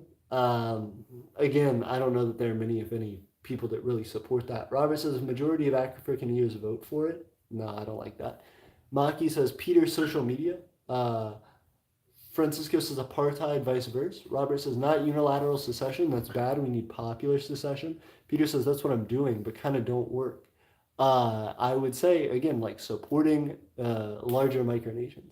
Francisco said, AP, I disagree. They lived there for generations. If blacks really wanted equalities, African-ears wouldn't be poor today. I don't think all African-ears are poor. There are plenty of African-ears who are still benefiting from the systems that they developed in the first place. Robert says, one thing, if African-ears leave, we need to make sure they won't be killing blacks or doing neo-apartheid. Agreed. Maki says, in my opinion, your Instagram account is run fairly professionally. Very cool. Robert says, I think they're talking to Peter. Robert says, now if they unilaterally secede, that's South Africa's land. Yeah, they're taking land from South Africa if they seceded. Peter says, answer to Maki Zoop about promoting micronations on social media. Chat is pretty messed up. I got you. Peter says, thanks, Zoop. Robert says, I really think people should be able to vote to leave the country. I hear you. But where's that 68% coming from? Francisco says, long live Transvaal Republic. Oh, interesting. Maki says, BTW, I don't know what that is. What is that? Maki says, BTW, this is my alt account for YouTube. I'm the guy that runs the Instagram account for the province of Flavonia. Hey, very cool. Thank you for hanging out and supporting us. Robert says, I says unilaterally, not popularly.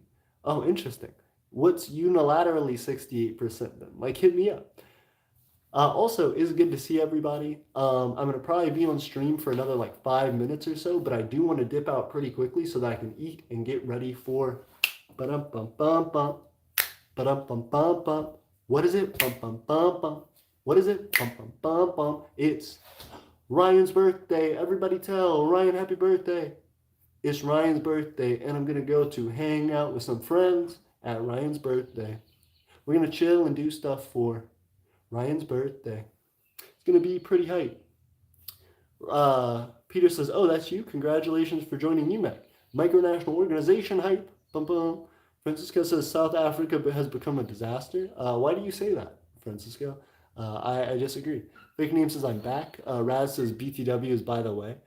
Francisco says, Raspberry says, how is the pool? Robert says, unilateral means like the legislature secedes with no popular support. I'm against that, but popular means the people themselves leave.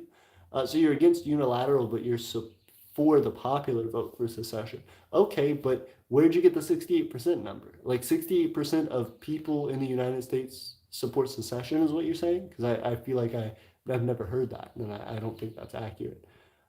Peter says, I voted for you to get accepted to the union. Very cool. Hey, nice. Raz says, happy birthday, Ryan. Hey, thank you for hitting it up. If Ryan's still in the chat, I'm sure he appreciates it. He might have dipped to go work on his birthday plans. But I will say real quick what I'm going to go ahead and do. If you guys are still hanging out, I'm going to go and see if I can't make myself some food real quick, and I'll run back in to wrap up the stream in just a minute. If you guys don't mind hanging out, talking in the chat amongst yourself for a little bit, I will be back to wrap up the stream. Francisco says it's because it's a country with one of the highest crime rates. That's crazy. And also, if you want to know what the emperor is going to be having for lunch, you can hang out and wait for that special surprise. It's something that's actually kind of a unique thing. I have eaten them, I think, maybe once before on stream, but I don't know if a lot of people know what the dish is. If I say it in one way, I've heard people go, I have no idea what that is. And then if I say it in another way, people are like, oh, I know exactly what it is. So we're about to find out. Robert says, they aren't saying hop up and leave. The 68% means that the state seceded they would support, or if they're less favorable, the candidate would lose if they leave. Also, thank you guys for being here. If you like the stream, it helps to spread it out. I see we have 10 viewers, 14 likes. I know now that we got more viewers, we can get those likes up. So thank you guys for helping us get toward 20 likes. If we did, I think a ton of people would like jump into the stream. Fake says it was good. Interesting. So the 68% means the state secede they would support, or if they're less favorable. So 68% of people in individual states. Which states, though? I feel like that would go back and forth depending on which state you're in. Raspberry says, see ya, AP. Maki says, AP, I would really love it if you would run streams on which we could just join stage and talk with you. That would be a really fun form of streams. It wouldn't be messy as the chat here. That makes sense, and I agree with that. I would say, again, like, let's try it on Twitter Spaces, because I've been, like, investing more and more in developing in Twitter Spaces. If you can become a part of our Twitter, support our Twitter and follow it, if you're on Twitter on your phone, we can do it. We can get on the Twitter Spaces and do it that way. Fake Meme says, hi, AP. Hey, Fake Meme. Francisco says, has anyone saw what's happening in Lebanon? No, hit us up, Francisco. What's happening in Lebanon? Also, I'll be right back.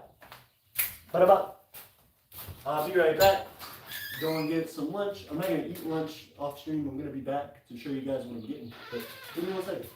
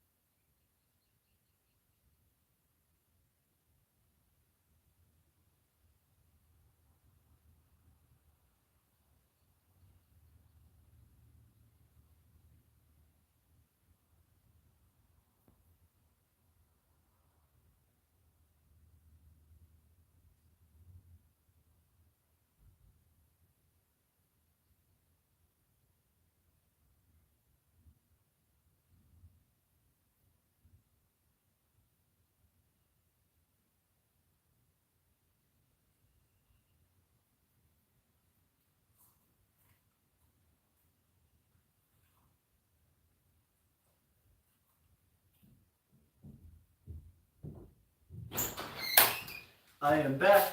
I have returned. Are there people in the chat here with us? Yes, there are. Hey, 15 likes. Thank you for hanging out. It's good to see everybody still talking, still keeping the chat alive and spending time with us. Do you guys know what this is? Do you know what it is? It's my lunch. It's a Jamaican beef patty. They're effectively a form of an empanada. They're very, very good.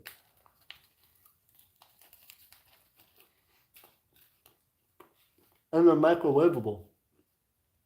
Excuse me.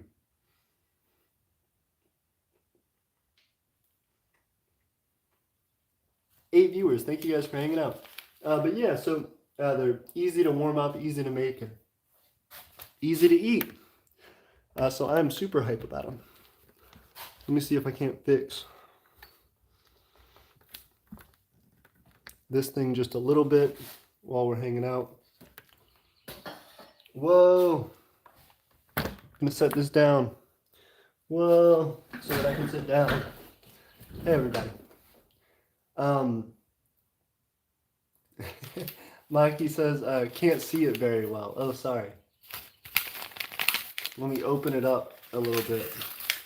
It's so crusty, though, so I don't want to, like, take it out too much.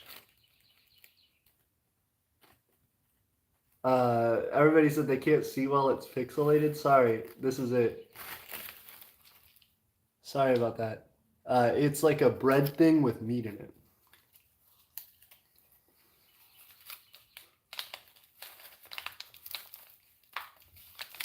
Also, 9 viewers, 15 likes. Thank you guys for supporting and liking the video.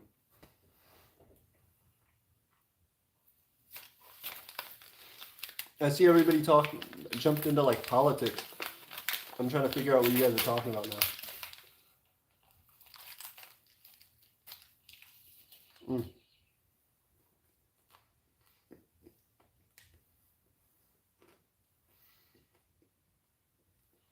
Libya, South Sudan, Egypt. Raz says some people don't know Egypt is in Africa. Yeah, it's like North Africa, you know. The Middle East is generally tied in, like people say the Middle East, North Africa region because it's so interconnected there. But yeah, I do think, especially a lot of Americans, we were just kind of memeing on Americans for not knowing geography. I'll be real with you, there are plenty of places that I don't know the geography of. Capitals, world capitals are kind of bad for me. I know some world capitals, but if you hit me up with certain ones, I would have no idea. So I can claim to be a fairly ignorant American, but I would say they're certainly a lot worse than me. I know that for sure.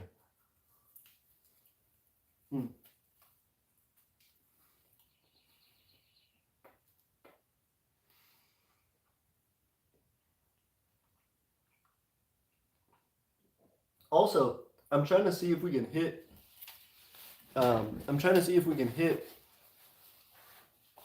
Over 20 watch time hours on the stream today, because if we had 7 average viewers, it'd be 7, 14, 21 for 3 hours. We're almost at 3 hours right now. So if we had an average of 7 viewers, 7, 14, 21, we'd have 21 watch time hours, and we would be good.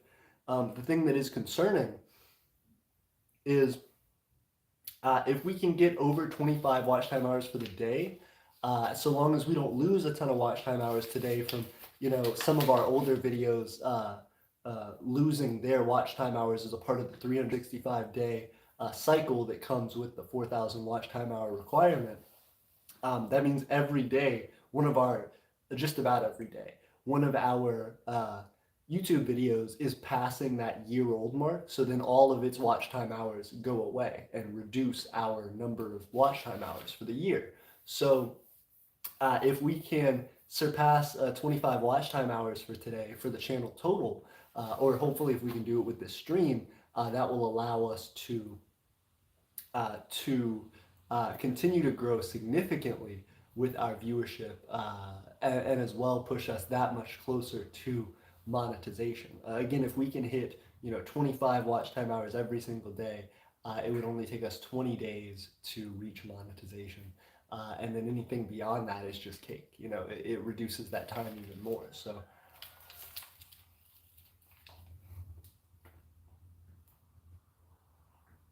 that's what we're shooting for.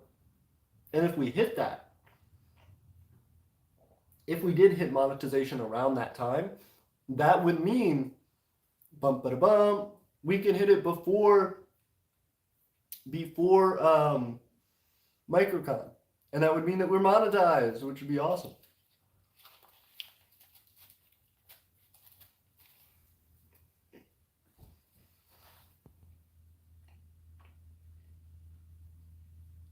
Francisco said, typical Americans. Yeah, that's us.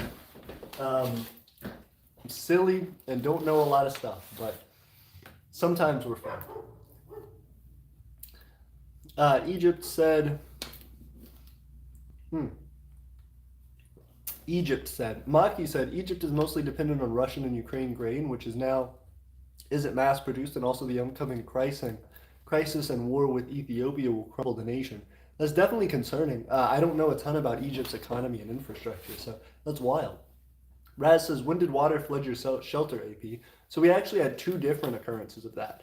The first occurrence was when we were building a mock shelter, a prototype shelter, on this land here, owned by Tiffany's family.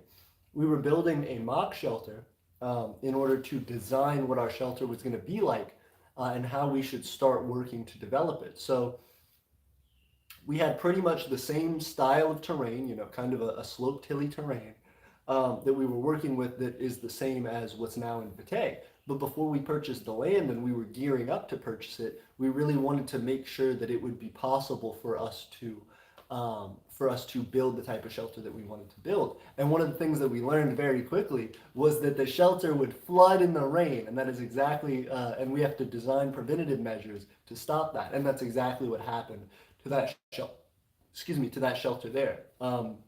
We dug effectively a big hole, and we tried to make some drainage for it, but it flooded entirely. And so one day we went out there, and we're just having to like pail water out of it.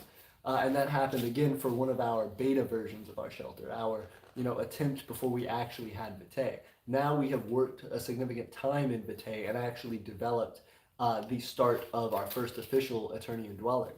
And that's something that's taken us a long time, but that in itself flooded as well one time when, again, we dug a big hole, made some drainage for it, but not enough. And we, in fact, tried to put a tarp over it so that we could limit the rainfall. Because, again, it's on a slope, so we figured if we can get the tarp tight enough that water would run over the tarp but not actually fall into the hole, so long as the tarp is weighted down enough and would go up and over it. The initial issues with our beta version happened probably in like January, February. So, 4 months ago, something like that, 4 or 5 months ago. 5-6 months ago. Dealing with our actual current development. That happened maybe like 3-4 months ago. So still long time to be developed, long time coming, but we did it.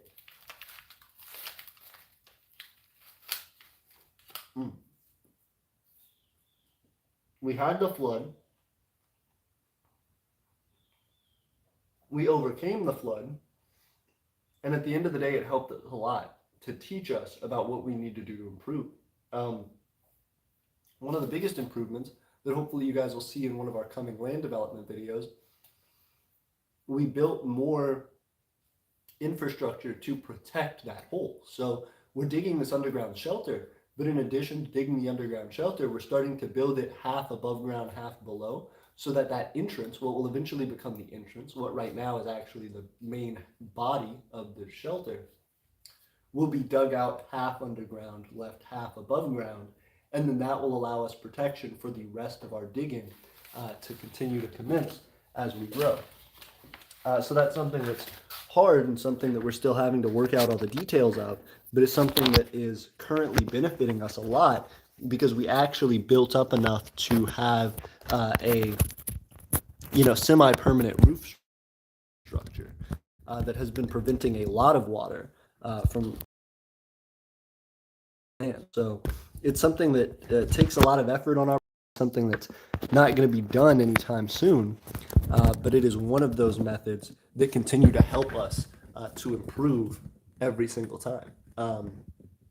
Once again, one of the biggest dilemmas that we've had in developing our dwellings and our land purchase in general in Vitae is the fact that we don't have a ton of financing. So things like getting monetization, things like more people supporting our Patreon and our Ko-Fi are the things that are really going to allow us to make that happen and really going to allow us to invest in time and materials to continue to build that. I mean, even to drive out to the land costs gas, and gas is expensive right now. So, making 3, 4, 5 trips to the land in a month adds up really quickly. It becomes, even in and of itself, a couple $100 venture or so, just to make, several trips a month to the land. So we've had to slow down a lot in our land development, but we're still moving forward with it actively. And it's something that I have plenty more content to put out for you guys because there's been a delay from where we have actually started and stopped developing to how much content we put out for you guys. We only put out day 1 so far. And if you haven't seen day 1 of our land development, you should go check that video out. As well, once we head off stream, it is, I think, Aeternian land development day 1 or something like that, or Vitae's land development day 1. It should have what looks like an 8-bit pixel kind of Aeternia press start thumbnail. It's pretty cool. I like that. I designed a cool intro for the series that's like an 8-bit Aeternia thing, like a video game with like video game music and stuff. So if you like it, you should definitely check that out. And let me know what you think about it. It has some of our first film footage from the land, and, as well as a poem by me talking about, what it means that we are getting this land and how we actually started to develop it. So we did that. Now we're going to be putting out our second day on the land, which wasn't like, literally the next day, in like a week, for example, but it was the second time that we visited the land. So we're going to be calling that day 2. It was actually a trip that we made with Ryan. So Ryan also appears in that intro and in the development video that we're going to put out soon. And we have a good bit more content to put out with regards to that. So you guys will definitely have to stay tuned.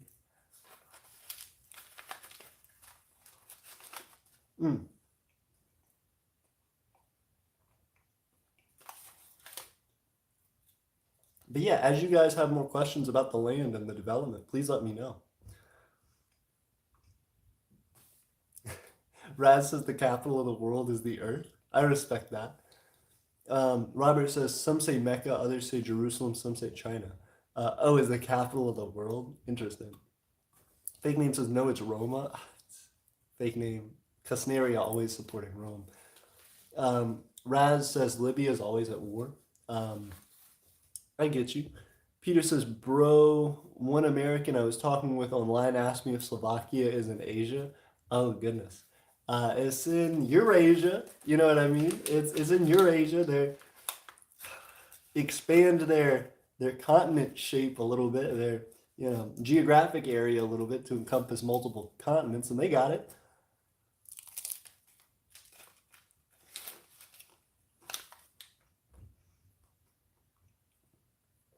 Raspberry said some Americans can't even point to the U.S. I agree with that. Robert yelled Somalia for some reason and said no one has mentioned that.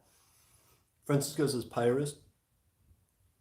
Robert says a U.S. tourist wiki said going to Somalia will result in instant death. I don't think it's like you step off the plane and you get shot, but I'm sure it's a higher risk.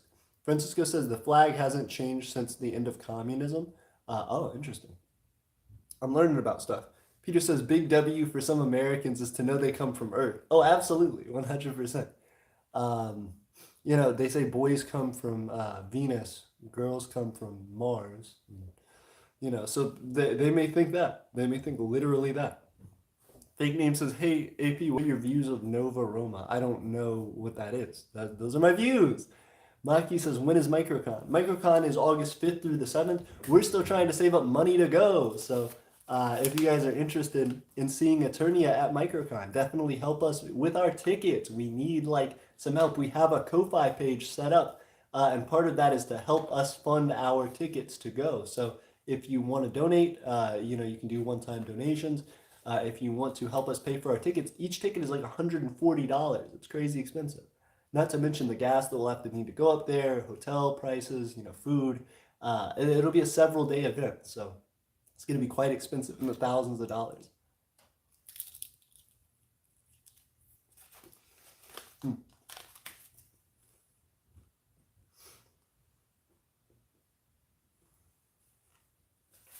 Hmm.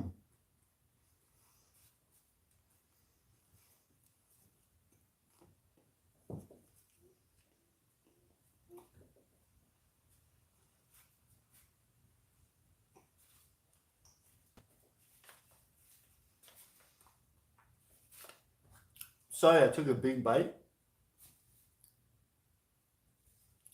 Raz said that we should make a way for the water to run off of our shelter. We tried to do that initially and it didn't work. That's why now we have kind of like a roof structure to help just block the hole entirely and create that runoff. Raspberry says, or make a cement clay wall to keep the water up. That's something we've been working on as well. That's actually part of one of our development videos that you guys will get to see pretty soon. We actually made a live stream where we were putting clay on some of the walls of the shelter. If you guys didn't know and you're wanting to learn more about Eternian development on the land, we actually have done 2 live streams where we're out at Vitae on the land actively developing. They're live streams, so it's raw footage. It's not going to be anything super edited and nice and pretty. But we did do it. We did it twice. One when I was just digging a hole, and another time Tiffany and I were out there actively like patching stuff up.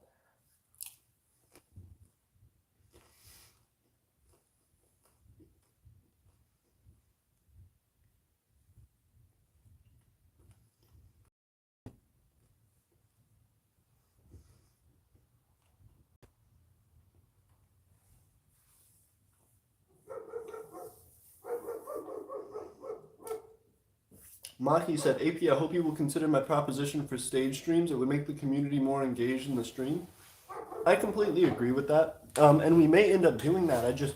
I really like the Twitter Spaces thing. I want to, like, it also allows me to just, like, ping people on Twitter and invite them to the space, which is really helpful. So if you guys join Twitter and support our like Twitter Spaces, we can do that a lot easier, and it works the same way as the stage streams in Discord, but we're just doing it on Twitter. So I would appreciate it if you guys would support that. We've done those before.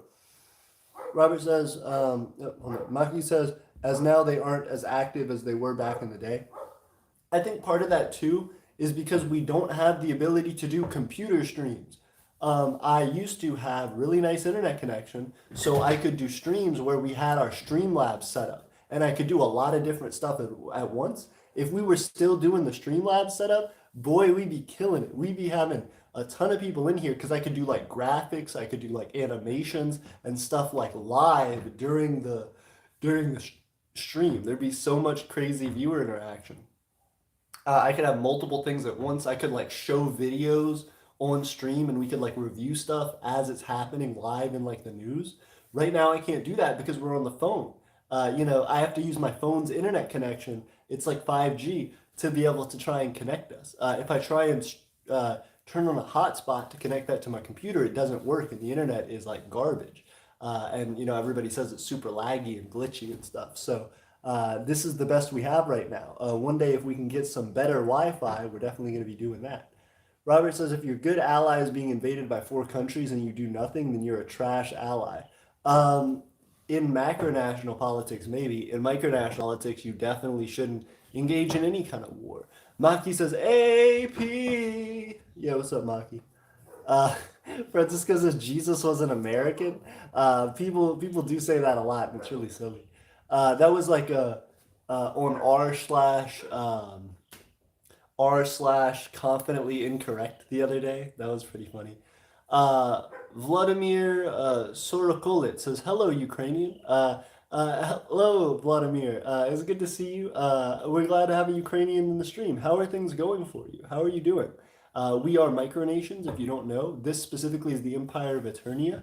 We are trying to grow and develop a nation that can lead everybody to more freedom and prosperity for their families. We promote equality between people. We promote, basic social infrastructure and a social safety net to help people economically to get out of poverty. And we want to make friends all across the world. So thank you for supporting us and recognizing us. And if you can give stream a like, it helps us to continue to spread our message and the message of micronationalism. Let's see. Raspberry says, that's why Christianity is not the same as Jewish religion. Interesting. Mackie says, Vladimir. Hey, what's up, Mackie? Raspberry says, I've been lied to. Oh, interesting. Raspberry says, I was told all Jews do not believe in Jesus. What's the difference between Christianity and a messianic Jew? Jewish people do believe in Jesus. They just look at him more as like a prophet than actually, the Son of God. Robert says, I object. Francisco says, we do not believe that Jesus is the Son of God. Yeah, not that the guy didn't exist. Raspberry says, Sweden is not helping as Norway was kind of selfish. Oh, interesting. They're hitting up a lot of different stuff. Maki says, well, one, can you take the Twitter and stream it on YouTube? That's what we do. We literally use the... So what it is we play the Twitter space on YouTube. So I'll have my laptop hooked up and I will play out loud the Twitter space, and people who are talking on the Twitter space can join in like podcast guests, and then I live stream that on YouTube. So that's something that we do regularly. We've done in previous streams, Maki. I get that not everybody has Twitter. That's also part of the point, right? Like, we don't want an overwhelming amount of people, but we do want a number of people to be able to join in and participate. And we also want to be able to hear from really active, engaged micronationalists. So 100%, the Discord is nice to have and nice to have people communicate in. Plugging the Discord is a great way for us to, engage our community. But at the same time, sometimes our Discord can be a little bit unruly. So it's nice to be able to have the Twitter space because, you really have to work to be in that. Not everybody who's in our Discord is going to automatically be on the Twitter space. You have to, get approval and an invitation to be a part of the Twitter space. So it's nice because we get to really regulate who's going to come in and how long they're going to talk and what they're going to talk about and stuff like that. So it's more like inviting podcast guests, like saying, oh, we have a caller on the line, we hit it up, rather than just having this group of people who are all trying to talk and jump in.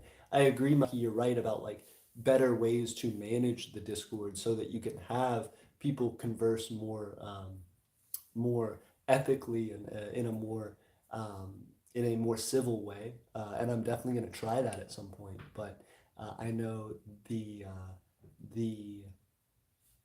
Twitter space really has a nice audience that joins in it. As well, there's some of my friends who I really like to be on this Twitter space streams that we have that aren't on our Discord, that have difficulty being on our Discord because they're older people and they don't, use the technology as much. One of them, for example, is Thomas, who's a super old micronational leader and a super cool guy as well. And I want to try and have as many Twitter space interviews with him as I can, especially because he's sick. And so, trying to make sure that I get as much time with him as possible. Maki says, oh, so can you take the Twitter space to be streams on YouTube?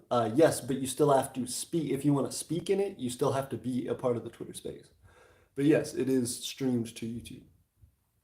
Rob says, hello from Italy. Hello, Rob. It's good to see you. And thank you for joining us all the way from Italy. If you can like the stream, I would appreciate it. Also, if you're in a Italian micronation or, for example, for the Ukrainian that we had in here earlier, definitely make sure to check out our micronational map on our website. If you like the video, of course, it helps us to spread the word of micronationalism. Of course, I'm AP from the Empire of Aeternia. If you don't know us, we're a micronation in the southern U.S. in Alabama, trying to promote equality, trying to promote social safety nets to bring people out of poverty, and trying to promote technology as a way toward future progress and to be a great equalizer among people.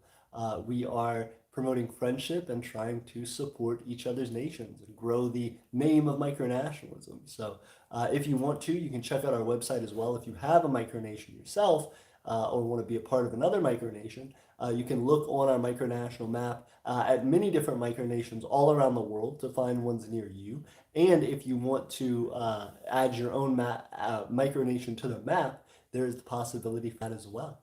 So I really appreciate everybody being here. So yeah, thank you guys so much for hanging out. It's great to see everybody. Um, as well, I am gonna say, unfortunately, Rob, you did come in toward the end of the stream. However, if you want to check out some of our previous content, I would definitely recommend you do so. As well, if you go to our YouTube and you hit all notifications, if you subscribe, hit notifications, hit all notifications, you're more likely to catch our stream earlier in the beginning of it. And that allows us to interact with you more and read more of your comments and learn more about what it is that interests you in micronationalism or any questions you might have about what the heck all these micronations are doing. So I definitely appreciate you being here. Thank you, Rob. Thank you, Maki. Thank you, Richard. Thank you, Robert. Thank you, Raz. Thank you, everybody else who's in here. Francisco, everybody who's here. Thank you so much. And I will see you all next time. Aeternia forever, everybody.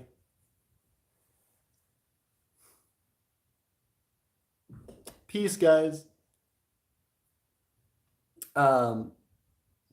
Real quick, fake name says, AP, do you have a crown or a diadem or something like that? We do not. I do not wear a crown. I don't think it's necessary to wear a crown as an emperor. I'm an emperor because people identify me as the emperor because I founded this country. We used to have a crown for Aeternia, actually. It was like an aluminum foil thing that when I first started the country, I started on Instagram before anything else, and I posted a picture of that. So if you guys are true Aeternian history buffs, you can follow us on Instagram. You can scroll all the way down to the beginning of our Instagram, and you should see a post of the Aeternian crown or whatever. It's a little bit silly, but it's something we did have at one point, although I don't wear that as a part of my main outfit. My main outfit is actually a green jacket, a red ascot, and some yellow or khaki pants a lot of the time. But yeah, I appreciate you all being here. And also our leg wraps. We have our cultural leg wraps as well that we do as part of our outfit. But I appreciate you guys. I love you all for being here. And again, I appreciate you all for helping us to grow and develop our name in the micronational community specifically. Trying to get Aeternia out there is huge for me. It's a dream of mine. It always has been. And, as we continue to move forward, it's becoming a bigger and bigger part of my life. You all are becoming a bigger part of my life. But on top of that, you're helping us to grow the micronational community, which is something I've always been a fan of. And I'm excited to continue to pursue further. So thank you so much. You guys teach me stuff every day, and Aeternia forever. Peace, guys. Bye.